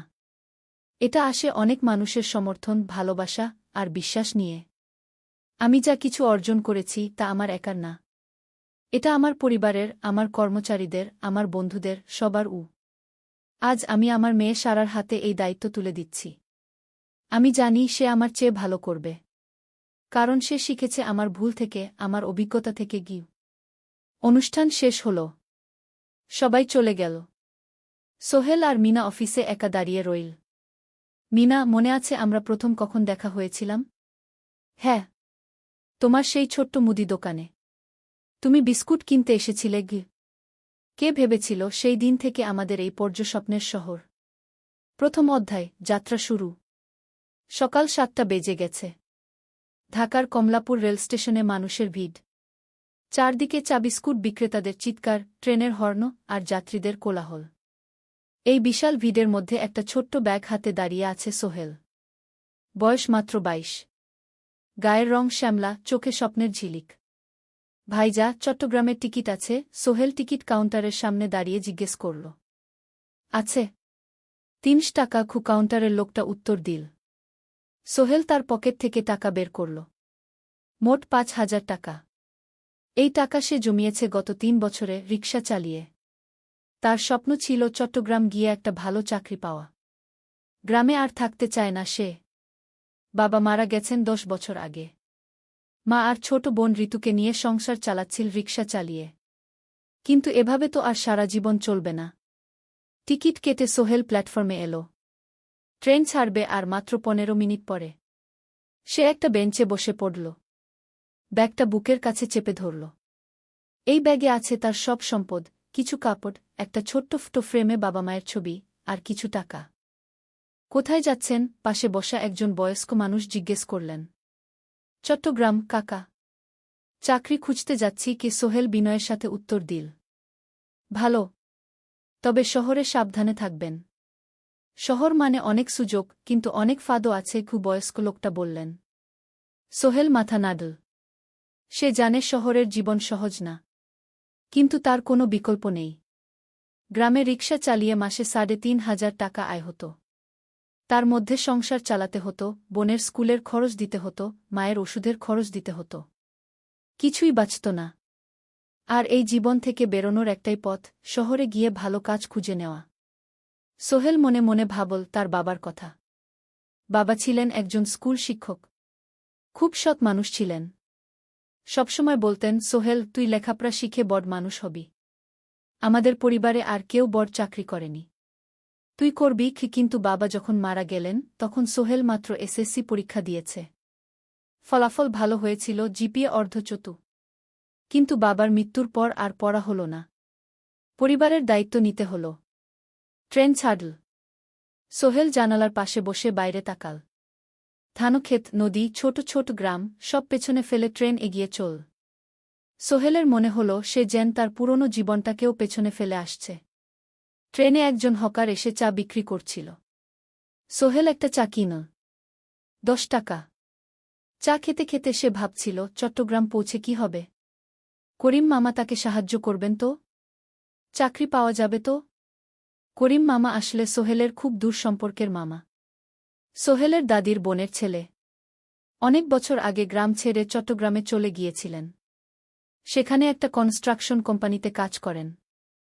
বছরে একবার দুবার গ্রামে আসতেন। গত বছর যখন এসেছিলেন তখন সোহেলের মাকে বলেছিলেন সোহেলকে চট্টগ্রাম পাঠান। আমি একটা কাজের ব্যবস্থা করে দেব। সেই কথাতেই ভরসা করে সোহেল আজ এই যাত্রা। দ্বিতীয় অধ্যায়, নতুন শহর। চট্টগ্রাম পৌঁছাতে প্রায় 6 ঘণ্টা লেগে গেল। দুপুর 1টা বাজে। সোহেল স্টেশন থেকে বের হয়ে শহরের রাস্তায় দাঁড়াল। কি বিশাল শহর! এত গাড়ি, এত মানুষ। চারদিকে উঁচু উঁচু বিল্ডিং, দোকানপাট, মানুষের ভিড়। সোহেল কিছুক্ষণ দাঁড়িয়ে থাকল সব কিছু দেখতে দেখতে। তার মনে হচ্ছিল সে যেন অন্য কোনো পৃথিবীতে এসে পড়েছে। তার পকেটে একটা ছোট্ট কাগজ আছে। সেখানে লেখা একটা ঠিকানা, করিম মিয়া, বাড়ি নং 23, রোড নং 5, আগ্রাবাদ, চট্টগ্রামকে। সোহেল একটা রিকশা ডাকল। কত নেবেন আগ্রাবাদ যেতে? 50 টাকা গু। সোহেল রিকশায় উঠল। রাস্তার দুধারে দোকান, মার্কেট, অফিস, সব কিছু দেখতে দেখতে সে অবাক হয়ে গেল। এত বড় শহর, এত কিছু! গ্রামের সেই ছোট্ট বাজারের সাথে কোনো তুলনাই হয় না। প্রায় আধা ঘণ্টা পর রিকশা একটা পুরনো বাড়ির সামনে থামল। 3 তলা বাড়ি, কিন্তু রং উঠে গেছে। সিঁড়ি দিয়ে উঠে 3য় তলায় করিম মামার ফ্ল্যাটে নক করল। দরজা খুলল এক মধ্যবয়সী মহিলা। কে? আসসালামু আলাইকুম আপা। আমি সোহেল। নোয়াখালীর গ্রাম থেকে এসেছি। করিম মামা বাড়িতে আছেন? মহিলা তাকে মাথা থেকে পা পর্যন্ত দেখল। করিম তো অফিসে গেছে। তুমি কে? কোথা থেকে এসেছ? সোহেল সব খুলে বলল। মহিলা তাকে ভেতরে ঢুকতে দিল। বসো। করিম সন্ধ্যায় ফিরবে গু। ফ্ল্যাটটা ছোট। 2টো রুম, একটা ছোট্ট রান্নাঘর আর একটা বাথরুম। কিন্তু সোহেলের কাছে খুব সুন্দর লাগল। গ্রামের সেই টিনের ঘরের চেয়ে তো অনেক ভালো। মহিলা তার নাম জানাল সালমা। করিম মামার স্ত্রী। তাদের 2টো ছেলে, একজন ক্লাস 8-এ পড়ে, আরেকজন ক্লাস 5-এ। খেয়েছ? সালমা আপা জিজ্ঞেস করল। না আপা গু। অপেক্ষা করো। ভাত আছে, মাছ আছে। খাও। সোহেল প্রথমে রাজি হতে চাইল না। কিন্তু খুব খিদে পেয়েছিল। সকাল থেকে শুধু একটা চা আর বিস্কুট খেয়েছে। খাওয়া দাওয়ার পর সোহেল বসে রইল। সালমা আপা তাকে গল্প করতে লাগল। তোমার মা কেমন আছেন? তোমার বোন? ভালো আছে আপা। মার একটু গেটে বাত আছে। ওষুধ খাচ্ছেন। বোন স্কুলে পড়ে কু। তুমি কি করতে চাও এখানে? চাকরি খুঁজছি আপা। যে কোনো কাজ করব। বাসায় মা আর বোনকে টাকা পাঠাতে হবে। সালমা আপা মাথা নাড়ল। করিম তোমার জন্য কিছু একটা করবে। সে ভালো মানুষ গ। সারাদিন অপেক্ষা করু সোহেল। সন্ধ্যা 6টায় করিম মামা ফিরলেন। 50-এর কাছাকাছি বয়স, কালো রঙের প্যান্ট শার্ট পরা, হাতে একটা ব্যাগ। আরে সোহেল, কবে এলি? করিম মামা খুশি হয়ে বললেন। আজ সকালে মামা গু। করিম মামা তাকে জড়িয়ে ধরলেন। অনেকদিন পর দেখলাম। কেমন আছিস? ভালো আছি মামা গি। ভালো করেছিস এসে। এখানে অনেক সুযোগ আছে। তোর জন্য একটা কাজের ব্যবস্থা করে দেব। তবে প্রথমে কয়েকদিন এখানে থাক। শহরটা একটু চিনে নে। তারপর কাজে যোগ দিবি। সোহেলের মনে আসার আলো জ্বল। সে ভাবল হয়তো তার ভাগ্য এবার পাল্টাবে। 3য় অধ্যায়, প্রথম চাকরি। 1 সপ্তাহ পরে করিম মামা সোহেলকে তার কোম্পানিতে নিয়ে গেলেন। কোম্পানির নাম আলামিন কনস্ট্রাকশন। অফিসটা শহরের কেন্দ্রে 5 তলা একটা বিল্ডিংয়ের দোতলায়। মালিক আলী সাহেব। 50-এর কাছাকাছি বয়স, মোটা চেহারা, চোখে সোনার ফ্রেমের চশমা। বড়লোক মানুষ, কিন্তু খুব কড়া। এই ছেলেটাকে কি কাজে লাগাবেন? আলী সাহেব করিম মামাকে জিজ্ঞেস করলেন। স্যার, ও আমার আত্মীয়। গ্রাম থেকে এসেছে। খুব পরিশ্রমী। যে কোনো কাজে লাগাতে পারেন উ। আলী সাহেব সোহেলের দিকে তাকালেন। তুমি কি পড়েছ? Sir, SSC pass. জিপিএ অর্ধচতু উ। হুম। ভালো। কম্পিউটার চালাতে পারো? না স্যার, পারি না। কিন্তু শিখতে চাই উ। আলী সাহেব একটু ভাবলেন। ঠিক আছে। তোমাকে অফিসের কাজে রাখব। ফাইল গুছানো, চা বানানো, কাগজপত্র নিয়ে যাওয়া না, এসব। মাসে ৫,০০০ টাকা। রাজি আছো? জি স্যার। সোহেল খুশি হয়ে গেল। ৫,০০০ টাকা। রিকশা চালিয়ে ৩,৫০০ পেত। এখানে ৫,০০০। কাজ শুরু হলো পরদিন থেকে। সকাল ৮টায় অফিসে যেতে হয়, ফিরতে হয় সন্ধ্যা ৭টায়। প্রথম দিন সোহেল ঘুম থেকে উঠল ভোর ৫টায়। তৈরি হয়ে ৭:৩০ অফিসের উদ্দেশ্যে বের হল। করিম মামার বাড়ি থেকে অফিস প্রায় ৫ কিলোমিটার। বাসে যেতে হয়। অফিসে পৌঁছে সোহেল দেখল সেই প্রথম আলী সাহেব এখনও আসেননি। অফিস খোলা ছিল না। ৮-১০ মিনিট পর একজন লোক এসে অফিস খুল। তুমি নতুন? জি। আমি সোহেল গু। আমি জাহিদ, অ্যাসিস্ট্যান্ট ম্যানেজার। এসো উ। জাহিদ ভাই সোহেলকে সব কিছু দেখাল। অফিসে মোট ৬ জন কর্মচারী। ২ জন ইঞ্জিনিয়ার, একজন অ্যাকাউন্ট্যান্ট, একজন অ্যাসিস্ট্যান্ট ম্যানেজার, জাহিদ ভাই, একজন রিসেপশনিস্ট, আর এখন সোহেল। সোহেলের কাজ শুরু হলো চা বানানো দিয়ে। তারপর অফিস পরিষ্কার করা, ফাইল গুছানো, কাগজপত্র এক জায়গা থেকে আরেক জায়গায় নিয়ে যাওয়া। কাজ কঠিন না, কিন্তু সারাদিন দৌড়ঝাঁপ করতে হয়। দুপুরে খাবারের জন্য আধা ঘন্টা বিরতি। সোহেল একটা ছোট হোটেলে গিয়ে ভাতরাল তরকারি খেল। ৫০ টাকা। সন্ধ্যায় অফিস বন্ধ হল। সোহেল ক্লান্ত হয়ে বাসায় ফিরল। কেমন লাগল প্রথম দিন? করিম মামা জিজ্ঞেস করলেন। ভালো মামা। অনেক কিছু শিখলাম ঘ। প্রথম মাসের শেষে সোহেল বেতন পেল ৫,০০০ টাকা। সে ৩,০০০ টাকা মাকে পাঠাল। মা ফোনে কাঁদতে লাগলেন। আল্লাহ তোকে ভালো রাখুক সোহেল উ। সোহেলের চোখেও জল এলো। তার মনে হল সে একটা বড় কাজ করতে পেরেছে। চতুর্থ অধ্যায়, শহরের জীবন। ৩ মাস কেটে গেল। সোহেল এখন শহরের সাথে মিশে গেছে। প্রতিদিন অফিসে যাওয়া আসার পথে সে দেখে হাজারো মানুষের জীবন। কেউ সফল, কেউ ব্যর্থ। কিন্তু সবাই চলছে নিজের পথে। সোহেল অফিসের কাজের পাশাপাশি কম্পিউটার শেখার চেষ্টা করছে। অফিসে একটা কম্পিউটার আছে। যখন কেউ ব্যবহার করে না, তখন সোহেল একটু একটু শিখার চেষ্টা করে। জাহিদ ভাই তাকে সাহায্য করেন। সোহেল, তুমি যদি কম্পিউটার ভালোভাবে শিখতে পারো, তাহলে তোমার ভবিষ্যৎ উজ্জ্বল। জাহিদ ভাই একদিন বললেন। কিভাবে শিখব ভাই? ট্রেনিং সেন্টারে যাও। সন্ধ্যায় ক্লাস আছে। মাসে ২,০০০ টাকা লাগবে গে। সোহেল ভাবল। ২,০০০ টাকা অনেক। কিন্তু এটা বিনিয়োগ। ভবিষ্যতের জন্য। সে একটা ট্রেনিং সেন্টারে ভর্তি হল। সপ্তাহে ৩ দিন, সন্ধ্যা ৭:৩০ থেকে রাত ৯টা পর্যন্ত ক্লাস। কম্পিউটারের basic, MS word, excel, PowerPoint, internet ব্যবহার। একদিন অফিস থেকে ফেরার সময় সোহেল একটা দোকানে চা খেতে গেল। দোকানের পাশেই একটা ছোট্ট মুদি দোকান। সেখানে একটা মেয়ে বসে আছে। বয়স হবে ২০-এর কাছাকাছি। সাদাসিধে চেহারা, সাদা শাড়ি পরা, কিন্তু চোখে এক ধরনের দৃঢ়তা। ভাইজা, ১ প্যাকেট বিস্কুট দেন কি? সোহেল বলল। মেয়েটা বিস্কুট দিল। ২০ টাকা। সোহেল টাকা দিয়ে যাচ্ছিল, হঠাৎ মেয়েটা বলল, আপনি নতুন এসেছেন এই এলাকায়, তাই না? হ্যাঁ। ৩ মাস হল। কিভাবে বুঝলেন? আপনার চেহারা দেখেই বোঝা যায়। এখনও গ্রামের ছোঁয়া আছে। আর আপনি প্রতিদিন এই পথ দিয়ে যান। দেখেছি কি? মেয়েটা হাসল। সোহেলও হেসে ফেল। আপনি খুব পর্যবেক্ষক মনে হচ্ছে গি। জীবনে অনেক কিছু দেখেছি। তাই মানুষকে চিনতে শিখেছি গ। আপনার নাম? মিনা। এই দোকান আমার বাবার। উনি অসুস্থ, তাই আমি দেখছি গু। সেদিন থেকে সোহেল প্রায়ই সেই দোকানে যেতে শুরু করল। মিনার সাথে গল্প করত। ধীরে ধীরে তাদের মধ্যে একটা বন্ধুত্ব তৈরি হল। মিনাও তার জীবনের গল্প বলল। মিনার মা মারা গেছেন যখন সে মাত্র 7 বছরের। বাবা আব্দুল হামিদ একা হাতে মিনাকে বড় করেছেন। মুদি দোকান দিয়ে সংসার চালান। মিনা কলেজে পড়ে, অনার্স সেকেন্ড ইয়ার। সকালে কলেজে যায়, দুপুরে ফিরে এসে দোকান সামলায়।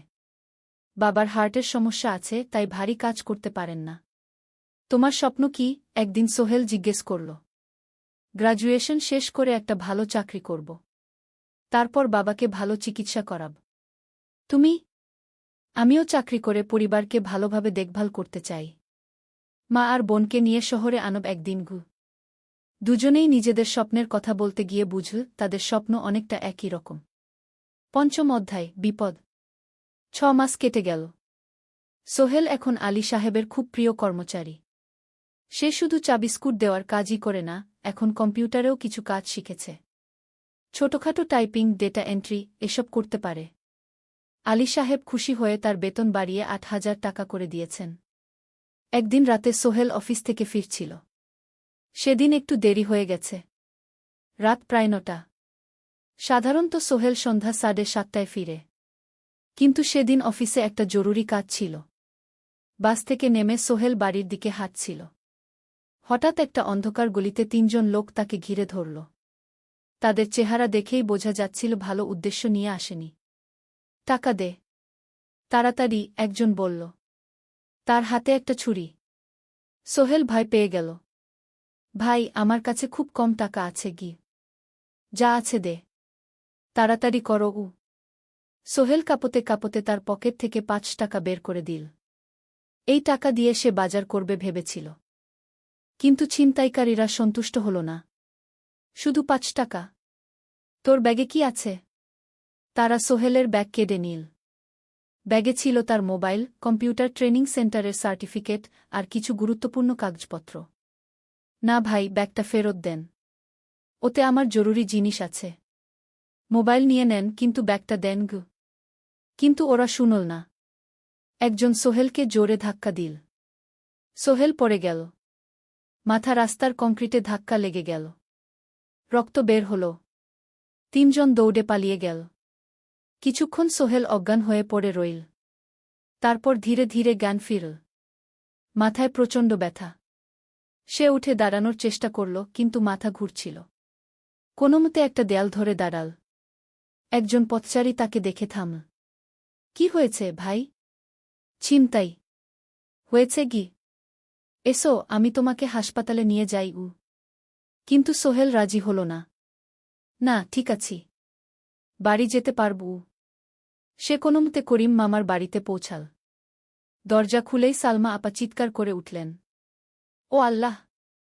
কি হয়েছে? করিম মামা দৌড়ে এলেন। সোহেলকে ভেতরে নিয়ে গেলেন। তার মাথায় জল ঢেলে রক্ত পরিষ্কার করলেন। ক্ষতটা বেশ গভীর। হাসপাতালে যেতে হবে কি? করিম মামা বললেন। তারা একটা অটোরিকশা নিয়ে নিকটস্থ হাসপাতালে গেলেন। ডাক্তার সোহেলের মাথায় ৩টা সেলাই দিলেন। বলল, ১ সপ্তাহ বিশ্রাম নিতে হবে। কোনো ভারী কাজ করা যাবে না। হাসপাতাল থেকে ফিরে সোহেল শুয়ে রইল। তার মনে হচ্ছিল সবকিছু শেষ হয়ে গেছে। মোবাইল চলে গেছে, গুরুত্বপূর্ণ কাগজপত্র চলে গেছে। এখন ১ সপ্তাহ অফিস করতে পারবে না। পরদিন সকালে করিম মামা আলী সাহেবকে ফোন করে সব জানালেন। আলী সাহেব বললেন, ঠিক আছে, সোহেল ভালো হয়ে এলে আসবে, চিন্তার কিছু নেই। মিনা যখন এই খবর শুনল, সে সন্ধ্যায় সোহেলকে দেখতে এল করিম মামার বাড়িতে। সাথে এনেছিল কিছু ফল। কি হয়েছিল? মিনা চিন্তিত গলায় জিজ্ঞেস করল। সোহেল সব বলল। মিনা রেগে গেল। এই শহরে এখন অনেক অপরাধ বেড়ে গেছে। পুলিশ কিছু করে না। তুমি পুলিশে রিপোর্ট করেছ? না। লাভ নেই। তবুও করা উচিত। তোমার মোবাইলটা হয়তো খুঁজে পাওয়া যাবে। করিম মামা সোহেলকে নিয়ে পুলিশ স্টেশনে গেলেন। জেনারেল ডায়েরি করলেন। কিন্তু পুলিশ খুব একটা আশা দিল না। দেখি কিছু করা যায় কিনা। সোহেল বুঝল মোবাইল আর ফিরবে না। সেই ১ সপ্তাহ সোহেলের জীবনের সবচেয়ে কঠিন সময় ছিল। সে শুধু শারীরিকভাবেই ক্ষতিগ্রস্ত হয়নি, মানসিকভাবেও ভেঙে পড়েছিল। প্রতিরাতে দুঃস্বপ্ন দেখত। সেই 3 জন ছিনতাইকারীর মুখ ভুলতে পারছিল না। মিনা প্রায় প্রতিদিন আসত। তাকে সাহস দিত। তুমি হাল ছেড়ো না, সোহেল। জীবনে এরকম খারাপ সময় আসে। কিন্তু এটা কাটিয়ে ওঠাই হলো আসল বীরত্ব। সোহেলের মা গ্রাম থেকে ফোন করতেন। করিম মামার মোবাইল থেকে। তুই ভালো আছিস তো? সোহেল মাকে সব সত্যি বলেনি। শুধু বলেছে, হ্যাঁ মা, ভালো আছি। একটু জ্বর হয়েছিল। এখন ভালো। 1 সপ্তাহ পর সোহেল আবার অফিসে গেল। আলী সাহেব তাকে দেখে খুশি হলেন। কেমন আছো? ভালো আছি স্যার। ঠিক আছে। তবে প্রথম কয়েকদিন হালকা কাজ করবে। সোহেল আবার কাজে মন দিল। কিন্তু একটা জিনিস তাকে খুব কষ্ট দিচ্ছিল, তার মোবাইল নেই। মায়ের সাথে কথা বলতে পারছে না নিয়মিত। করিম মামার মোবাইল চাইতে সংকোচ লাগে। একদিন জাহিদ ভাই তাকে ডাকলেন। সোহেল, আমার একটা পুরনো মোবাইল আছে। তুমি ব্যবহার করো? না ভাই, আমি নাও। আমার কাজে লাগছে না। তুমি রাখো।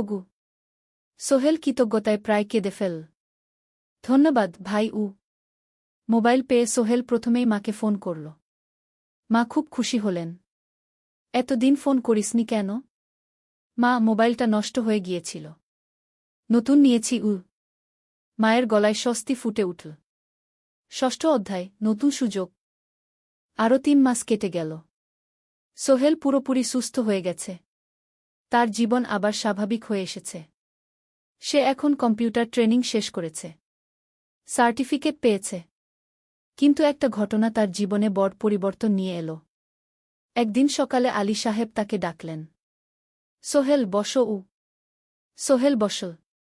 মনে একটু ভয় লাগছিল। আলী সাহেব কি তাকে বকবেন? সোহেল, তুমি তো এখন কম্পিউটার চালাতে পারো? জি স্যার, একটু একটু শিখেছি। ভালো। আমি তোমার কাজ দেখছি। তুমি খুব পরিশ্রমী আর সৎ। আমাদের কোম্পানিতে এরকম মানুষের দরকার। সোহেল কিছু বুঝতে পারছিল না। আমি তোমাকে একটা সুযোগ দিতে চাই। আমাদের কোম্পানি একটা ট্রেনিং প্রোগ্রাম চালু করছে নতুন কর্মচারীদের জন্য। 6 মাসের কোর্স। কম্পিউটার অ্যাকাউন্টিং, ভবন নির্মাণের হিসাব নিকাশ, প্রজেক্ট ম্যানেজমেন্ট সব শিখবে। কোম্পানি সব খরচ দেবে। ট্রেনিংয়ের সময় তোমার বেতনও চলবে। রাজি আছো? সোহেল বিশ্বাস করতে পারছিল না। স্যার, সত্যি? আমাকে এত বড় সুযোগ দিচ্ছেন? হ্যাঁ। তুমি ভালো ছেলে, পরিশ্রমী। আমি তোমাকে এগিয়ে দিতে চাই। ভবিষ্যতে তুমি এই কোম্পানির একজন গুরুত্বপূর্ণ কর্মচারী হবে।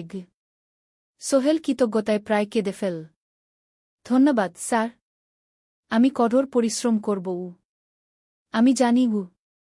সেদিন সন্ধ্যায় সোহেল মিনার দোকানে গেল। মিনাকে খবরটা দিল। মিনা খুব খুশি হল। তার চোখে জল এসে গেল। তুমি পারবে সোহেল। আমি জানি। সোহেল তার মা আর বোনকেও ফোন করে খবরটা দিল। মা কাঁদতে লাগলেন। তোর বাবা বেঁচে থাকলে কত খুশি হতো। ট্রেনিং শুরু হলো পরের মাস থেকে। প্রতিদিন সকালে 3 ঘন্টা ক্লাস, তারপর বাকি সময় অফিসের কাজ। ক্লাসে 5 জন নতুন কর্মচারী। সবাই তরুণ, উৎসাহী। শিক্ষক ছিলেন একজন অভিজ্ঞ ইঞ্জিনিয়ার। নাম রহিম স্যার। তিনি খুব ভালোভাবে সব কিছু বুঝাতেন। কম্পিউটার অ্যাকাউন্টিং, এক্সেলে জটিল ক্যালকুলেশন, প্রজেক্টের বাজেট তৈরি, সময় ব্যবস্থাপনা সব। সোহেল পুরো মনোযোগ দিয়ে শিখতে লাগল। সন্ধ্যায় বাড়ি ফিরে প্র্যাকটিস করত। করিম মামার ছেলের কাছ থেকে একটা ল্যাপটপ ধার নিত কখনো কখনো। 6 মাস পরে ট্রেনিং শেষ হল। সবাই সার্টিফিকেট পেল। আলী সাহেব একটা অনুষ্ঠান করলেন। সোহেল সেরা পারফর্মার হিসেবে একটা বিশেষ পুরস্কার পেল, 5,000 টাকা বোনাস। আলী সাহেব ঘোষণা করলেন, সোহেল, আজ থেকে তুমি আমাদের জুনিয়র অ্যাকাউন্ট অ্যাসিস্ট্যান্ট। তোমার বেতন 15,000 টাকা। সোহেল অবাক হয়ে গেল। 8,000 থেকে 15,000, প্রায় দ্বিগুণ। সেদিন রাতে সোহেল ঘুমাতেই পারল না। খুশিতে, উত্তেজনায় তার চোখে ঘুম নেই। সে ভাবল তার জীবন কিভাবে বদলে যাচ্ছে। 2 বছর আগে যে রিকশা চালাত, আজ সে একটা নামকরা কোম্পানির অ্যাকাউন্ট অ্যাসিস্ট্যান্ট। 7ম অধ্যায়, প্রেম ও প্রস্তাব। 1.5 বছর হয়ে গেল সোহেলের চট্টগ্রাম আসার। সে এখন একজন সফল যুবক। তার মা গ্রামে খুব খুশি। প্রতি মাসে সোহেল 10,000 টাকা পাঠায়। ছোট বোন ঋতু এখন কলেজে ভর্তি হয়েছে সোহেলের পাঠানো টাকায়। মায়ের চিকিৎসাও ভালোভাবে হচ্ছে। মিনার সাথে সোহেলের সম্পর্ক এখন আর শুধু বন্ধুত্ব নয়। দুজন দুজনকে ভালোবাসে। কিন্তু কেউ কাউকে সরাসরি বলার সাহস পায়নি। প্রতিদিন দেখা হয়, গল্প হয়, কিন্তু সেই একটা কথা বলা হয়ে ওঠে না। একদিন শুক্রবার ছুটির দিন। সোহেল মিনাকে বলল, আজ কি একটু ঘুরতে যাবে? কোথায়? পতেঙ্গা বিচ। তুমি কি কখনো গেছ? না। কিন্তু আমার দোকান শুক্রবার। তোমার বাবা সামলাবে মিনা রাজি হয়ে গেল। দুপুরে দুজনে বাস নিয়ে পতেঙ্গা গেল। সমুদ্র দেখে মিনা অবাক হয়ে গেল। কি সুন্দর! দুজনে বালিতে বসল। ঢেউয়ের শব্দ শুনতে শুনতে গল্প করছিল। হঠাৎ সোহেল বলল, মিনা, তোমার সাথে কিছু বলার ছিল। বলো। সোহেল একটা লম্বা শ্বাস নিল। তুমি জানো আমি তোমাকে ভালোবাসি। মিনা হাসল। তার চোখ ভিজে গেল। জানি। আমিও তোমাকে ভালোবাসি সোহেল। সোহেল অবাক হয়ে গেল। সত্যি? হ্যাঁ। অনেকদিন ধরেই জানি। তুমি আমার জীবনে এসে সব কিছু বদলে দিয়েছ। তোমার সাথে থাকলে আমার মনে হয় আমি যে কোনো কিছু করতে পারব। দুজনে কিছুক্ষণ চুপ করে বসে রইল। সমুদ্রের ঢেউ এসে পায়ে লাগছিল। সূর্য পশ্চিমে ঢলে পড়ছে। আকাশ লালকুমলা হয়ে গেছে। কিন্তু আমার বাবার সাথে কথা বলতে হবে, কি মিনা বলল। আমি তৈরি। যখন বলবে তখন বলব। পরের সপ্তাহে সোহেল মিনার বাবার সাথে কথা বলল। আব্দুল হামিদ সাহেব প্রথমে একটু দ্বিধা করলেন। তুমি কোনো পরিবারের ছেলে? তোমার বাবা কি করতেন? সোহেল সব সত্যি বলল। তার বাবা ছিলেন স্কুল শিক্ষক। মারা গেছেন 10 বছর আগে। মা গ্রামে থাকেন। ছোট বোন কলেজে পড়ে। তুমি নিজে কি করো? আমি আলামিন কনস্ট্রাকশন কোম্পানিতে জুনিয়র অ্যাকাউন্ট অ্যাসিস্ট্যান্ট। মাসে 15,000 টাকা বেতন। আব্দুল হামিদ সাহেব ভাবলেন। তারপর বললেন, দেখো মিনা আমার একমাত্র সন্তান। তার মা নেই। আমি একা তাকে বড় করেছি। আমি চাই মিনা একজন ভালো ছেলের সাথে বিয়ে হোক। তুমি দেখতে ভালো ছেলে মনে হচ্ছে। কিন্তু আমাকে তোমার মায়ের সাথে দেখা করতে হবে। তোমার পরিবারকে জানতে হবে। জি আঙ্কেল। আমি ব্যবস্থা করছি। সোহেল খুশিতে আটখানা। সে সেদিন রাতেই তার মাকে ফোন করল। মাকে সব বলল। মা প্রথমে অবাক হলেন। তারপর খুশি হলেন। মিনা মেয়েটা কেমন? খুব ভালো মা। তুমি দেখলে পছন্দ করবে। ঠিক আছে। আমি আর ঋতু আসছি চট্টগ্রাম। 2 সপ্তাহ পর সোহেলের মা আর বোন চট্টগ্রাম এলো। সোহেল তাদের নিয়ে মিনার বাড়িতে গেল। 2 পরিবার একসাথে বসল। মিনার বাবা সোহেলের মাকে দেখে খুশি হলেন। সোহেলের মা সহজ সরল ভদ্রমহিলা। আপনার ছেলে খুব ভালো। মিনা তাকে পছন্দ করে। আমিও রাজি। আব্দুল হামিদ সাহেব বললেন। আমার সোহেল সৎ ছেলে। মিনাকে খুব ভালোবাসে। আমি জানি ও মিনাকে সুখে রাখবে। কি সোহেলের মা বললেন। বিয়ের তারিখ ঠিক হল 3 মাস পর। এই 3 মাসে সোহেল যথেষ্ট টাকা জমাবে। বিয়ে হবে সাদামাটা কিন্তু সুন্দর। 8ম অধ্যায়, নতুন পথ। 3 মাস কেটে গেল দ্রুত। সোহেল প্রতিদিন কঠোর পরিশ্রম করছিল। অফিসে তার কাজের প্রশংসা হচ্ছে। আলী সাহেব তাকে এখন ছোটখাটো প্রজেক্টের হিসাব দেখতে দিচ্ছেন। সোহেল তার সঞ্চিত টাকা দিয়ে বিয়ের আয়োজন করল। বিয়ে হল মিনার বাড়ির কাছের একটা কমিউনিটি সেন্টারে। খুব বেশি লোক আসেনি। 2 পরিবারের আত্মীয় স্বজন আর অফিসের কয়েকজন সহকর্মী। কিন্তু অনুষ্ঠান ছিল খুব সুন্দর। সোহেল যখন মিনাকে বিয়ের পোশাকে দেখল, তার মনে হল পৃথিবীর সবচেয়ে সুন্দর মেয়ে সে। লাল শাড়ি পরা, মুখে হালকা মেকআপ, কিন্তু তার স্বাভাবিক সৌন্দর্য ছিল আসল। বিয়ের পর সোহেল একটা ছোট্ট ফ্ল্যাট ভাড়া নিল।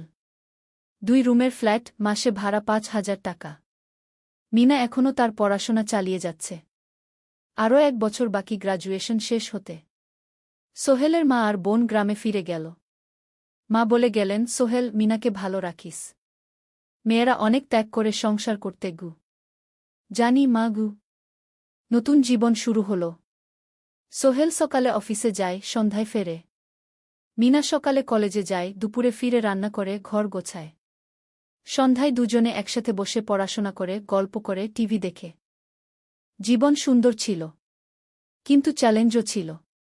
মাসিক খরচ, ভাড়া ৫,০০০, বাজার ৩,০০০, বিদ্যুৎ গ্যাস ১,০০০, মায়ের জন্য ৫,০০০, মিনার কলেজের খরচ ১,০০০ মোট প্রায় ১৪,০০০ টাকা। বাঁচত মাত্র ১,০০০ খানেক। কিন্তু সোহেল হাল ছাড়ল না। সে সন্ধ্যায় একটা কম্পিউটার ট্রেনিং সেন্টারে পার্ট টাইম পড়ানো শুরু করল। সপ্তাহে ৩ দিন ২ ঘণ্টা করে। এতে মাসে আরও ৩,০০০ টাকা আসতে লাগল। মিনাও বসে থাকল না। সে বাড়িতে বসে কয়েকজন স্কুলের ছাত্রছাত্রীকে টিউশন পড়াতে শুরু করল। মাসে ২,০০০ টাকা আয়। এভাবে কেটে গেল ৬ মাস। দুজন মিলে পরিবার চালাচ্ছে, স্বপ্ন দেখছে। একদিন সোহেল বলল, মিনা, আমি একটা নতুন স্বপ্ন দেখছি গু। কি? আমি নিজে একটা ছোট্ট কনস্ট্রাকশন কোম্পানি খুলতে চাই। ছোট ছোট প্রজেক্ট নেব। বাড়ি মেরামত, ছোট বিল্ডিং বানানো, এসব। তোমার কি যথেষ্ট অভিজ্ঞতা আছে? আছে। আমি ২ বছর ধরে এই কাজের সাথে জড়িত। অনেক কিছু শিখেছি। আর আলী সাহেবও আমাকে সাহায্য করবেন গু। কিন্তু টাকা কোথায়? কোম্পানি খুলতে তো অনেক টাকা লাগবে গি। আমি জমাচ্ছি। আরও ১ বছর কাজ করব। তারপর চেষ্টা করব। মিনা তাকে সমর্থন দিল। তুমি পারবে। তোমার মধ্যে সেই শক্তি আছে গি। নবম অধ্যায়, চ্যালেঞ্জের সময়। কিন্তু ভাগ্য সবসময় অনুকূলে থাকে না। সোহেল যখন স্বপ্ন দেখছিল নিজের কোম্পানি খোলার, তখনই একটা বড় সমস্যা এলো। আলী সাহেবের কোম্পানি একটা বড় প্রজেক্ট পেয়েছিল। একটা ১০তলা বিল্ডিং বানানোর কাজ। কিন্তু প্রজেক্টের প্রধান ইনভেস্টর হঠাৎ পালিয়ে গেল। তিনি কোম্পানির কাছ থেকে প্রায় ৫০ লাখ টাকা নিয়ে গেছেন, কিন্তু কাজ শেষ হয়নি। কোম্পানি বড় ক্ষতির মুখে পড়ল। আলী সাহেব অনেক কর্মচারীকে ছাঁটাই করতে বাধ্য হলেন। প্রায় ১০ জনকে চাকরি থেকে বাদ দিলেন। বাকিদের বেতন কমাতে হল। সোহেলকে আলী সাহেব ডেকে বললেন, সোহেল, আমি তোমাকে রাখতে চাই। তুমি বিশ্বস্ত কর্মচারী। কিন্তু তোমার বেতন কমাতে হবে। ১৫,০০০ থেকে ১০,০০০। সোহেল মনে মনে চিন্তায় পড়ে গেল। ১০,০০০ টাকায় সংসার চলবে কিভাবে? মায়ের খরচ, ভাড়া, বাজার সব মিলিয়ে তো ১৪,০০০ টাকা লাগে। কিন্তু সে কিছু বলল না। ঠিক আছে স্যার। বাড়ি ফিরে সোহেল মিনাকে সব বলল। মিনা চিন্তিত হয়ে গেল। এখন কি হবে? চিন্তা করো না। আমি পার্ট টাইম টিউশনির সময় বাড়াব। আর তুমিও বেশি করে টিউশন নাও। কিন্তু আমার তো পড়াশোনাও আছে গি।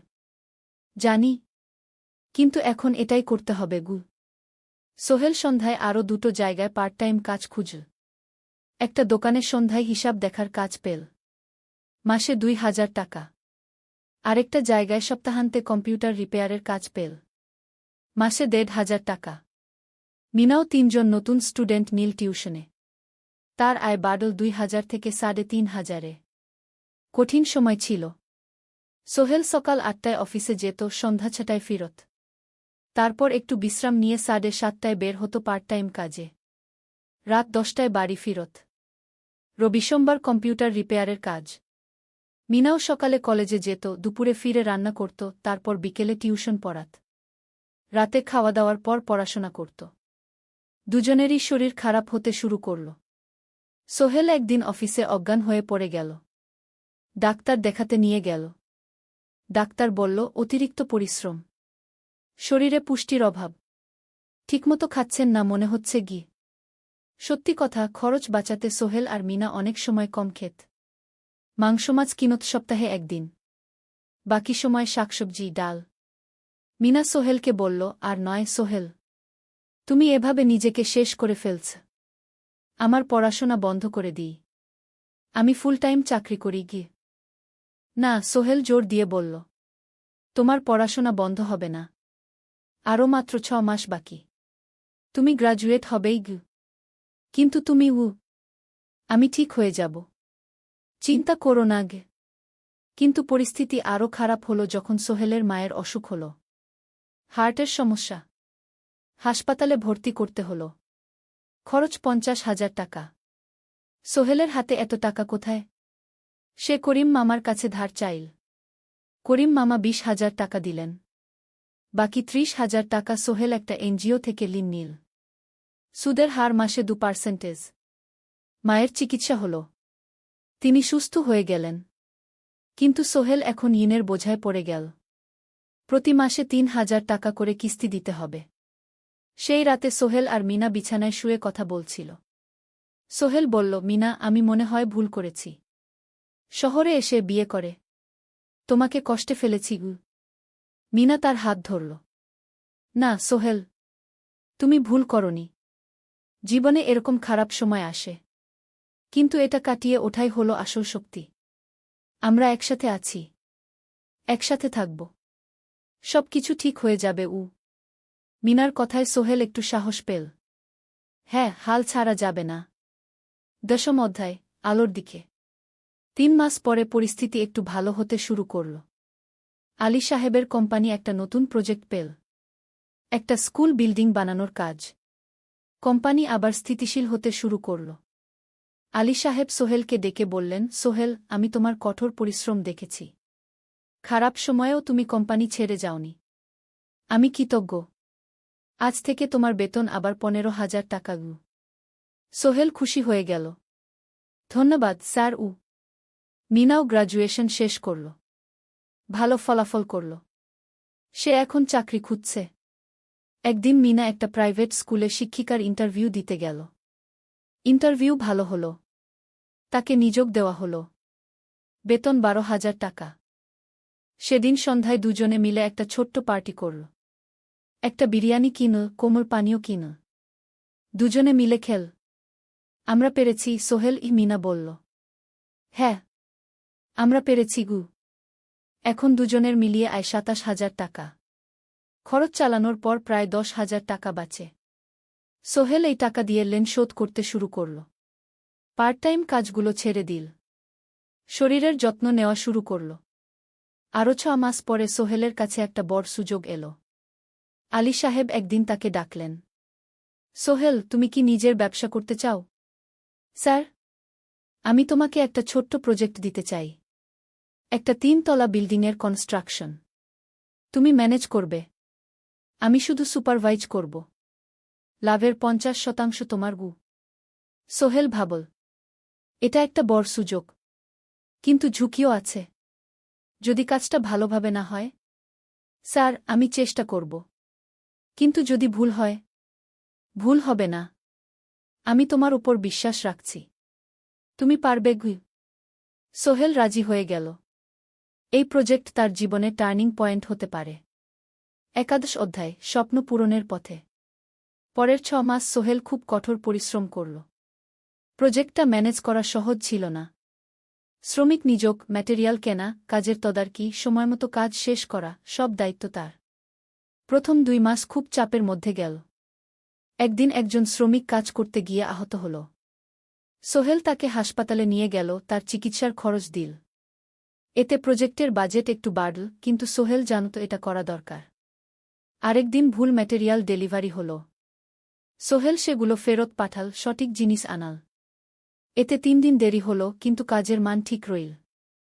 মিনা তাকে সবসময় সাপোর্ট করছিল। সে এখন চাকরিতে স্থিতিশীল। স্কুলের বাচ্চারা তাকে পছন্দ করে। প্রিন্সিপাল তার কাজে খুশি। প্রজেক্ট শেষ হল 6 মাসে। সময়মতো, বাজেটের মধ্যে। বিল্ডিংয়ের মালিক খুব খুশি হলেন। তিনি আলী সাহেবকে ধন্যবাদ দিলেন। আলী সাহেব বললেন, ধন্যবাদ আমাকে না, এই ছেলেকে দিন। সোহেল পুরো প্রজেক্ট ম্যানেজ করেছে গু। প্রজেক্ট থেকে মোট লাভ হল 3 লাখ টাকা। সোহেল পেল 1.5 লাখ টাকা। তার জীবনে এত টাকা এই প্রথম। সে করিম মামার ঋণ শোধ করল। এনজিওর বাকি ঋণ শোধ করল। তারপর তার মাকে 50,000 টাকা পাঠাল। মা দিয়ে গ্রামের বাড়িটা একটু মেরামত করাল, বোন ঋতুর জন্য একটা ল্যাপটপ কিনল। বাকি টাকা দিয়ে সোহেল একটা ব্যাংক অ্যাকাউন্টে জমা রাখল ভবিষ্যতের জন্য। আলী সাহেব সোহেলকে আরও 2টো প্রজেক্ট দিলেন। এবার একটু বড়। সোহেল আত্মবিশ্বাসের সাথে সেগুলোও শেষ করল। 2 বছর পরে সোহেল সিদ্ধান্ত নিল, এবার নিজের কোম্পানি খোলার সময় এসেছে। দ্বাদশ অধ্যায় নতুন শুরু। সোহেল তার সব জমানো টাকা দিয়ে একটা ছোট্ট অফিস ভাড়া নিল। 2 রুমের অফিস। একটা রুমে কাজের জায়গা, আরেকটায় ছোট্ট মিটিং রুম। অফিসের সামনে একটা বোর্ড লাগাল, Sohel construction and development. Mina তাকে সাহায্য করছিল। সে অফিসের অ্যাকাউন্টস দেখত সন্ধ্যায় স্কুল থেকে ফিরে। দুজন মিলে একটা টিম। প্রথমে ছোট ছোট কাজ নিল। বাড়ি মেরামত, দোকান সংস্কার, ছোট বিল্ডিং কনস্ট্রাকশন। কাজের মান ভালো রাখার চেষ্টা করল। সময়মতো শেষ করল। দাম ন্যায্য রাখল। ধীরে ধীরে সোহেলের সুনাম ছড়িয়ে পড়ল। মানুষ তাকে বিশ্বাস করত। তার কাছে নতুন নতুন কাজ আসতে লাগল। প্রথম বছর খুব কষ্ট হল। কখনো লাভ হতো, কখনো লস। কিন্তু সোহেল থেমে থাকল না। সে শিখতে লাগল ব্যবসা কিভাবে চালাতে হয়। দ্বিতীয় বছরে পরিস্থিতি ভালো হল। সোহেল এখন 3 জন স্থায়ী কর্মচারী নিয়োগ দিল। একজন ইঞ্জিনিয়ার, একজন সুপারভাইজার, একজন অফিস সহায়ক। তৃতীয় বছরে একটা বড় প্রজেক্ট পেল। একটা স্কুল বিল্ডিং বানানোর কাজ। 5 তলা বিল্ডিং। সোহেল পুরো মনোযোগ দিয়ে কাজটা করল। শ্রমিকদের ভালো বেতন দিল, ভালো ম্যাটেরিয়াল ব্যবহার করল, সময়মতো কাজ শেষ করল। স্কুল কর্তৃপক্ষ খুব খুশি হল। তারা সোহেলের কাজের প্রশংসা করল। এই প্রজেক্ট থেকে সোহেল প্রায় 5 লাখ টাকা লাভ করল। এই টাকা দিয়ে সে আরও ভালো একটা অফিস নিল। আরও কর্মচারী নিয়োগ দিল। এখন তার কোম্পানিতে 10 জন স্থায়ী কর্মচারী। প্রজেক্ট অনুযায়ী আরও শ্রমিক নিয়োগ দেওয়া হয়। ত্রয়োদশ অধ্যায় পরিবার। এদিকে সোহেল আর মিনার সংসারেও খুশির খবর এল। মিনা গর্ভবতী। 9 মাস পর তাদের একটা মেয়ে হল। নাম রাখল সারা। সারা যখন জন্মাল, সোহেলের মা আর বোন চট্টগ্রামে এল।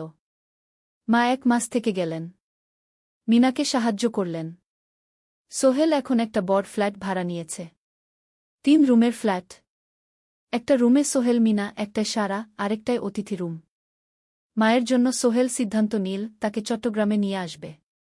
গ্রামে একা থাকা ঠিক না। কিন্তু মা রাজি হলেন না। না বাবা, আমি গ্রামেই থাকব।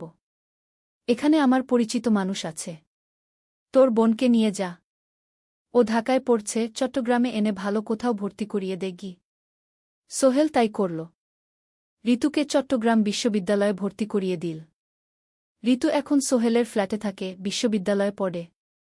সোহেলের মনে হল তার জীবন এখন পরিপূর্ণ। স্ত্রী, মেয়ে, বোন সবাই তার কাছে। ব্যবসা ভালো চলছে।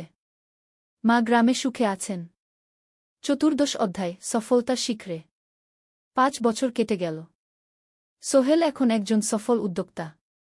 তার কোম্পানি কি সোহেল কনস্ট্রাকশন অ্যান্ড ডেভেলপমেন্ট এখন চট্টগ্রামে বেশ পরিচিত। প্রায় 30 জন কর্মচারী তার অধীনে কাজ করে। সোহেল এখন শুধু ছোট প্রজেক্ট করে না, বড় বড় প্রজেক্টও করে। একটা 8 তলা বিজনেস কমপ্লেক্স বানানোর কাজ পেয়েছে। একটা হাসপাতাল বিল্ডিং বানাচ্ছে। মিনা এখনও স্কুলে পড়ায়। সে এখন ভাইস প্রিন্সিপাল। সাথে সোহেলের কোম্পানির অ্যাকাউন্টস ম্যানেজার। 2 জন মিলে ব্যবসা চালা। সারা এখন 4 বছরের। স্কুলে ভর্তি হয়েছে। খুব চালাক মেয়ে। ঋতু বিশ্ববিদ্যালয় থেকে গ্রাজুয়েট হয়ে একটা ব্যাংকে চাকরি পেয়েছে। একদিন আলী সাহেব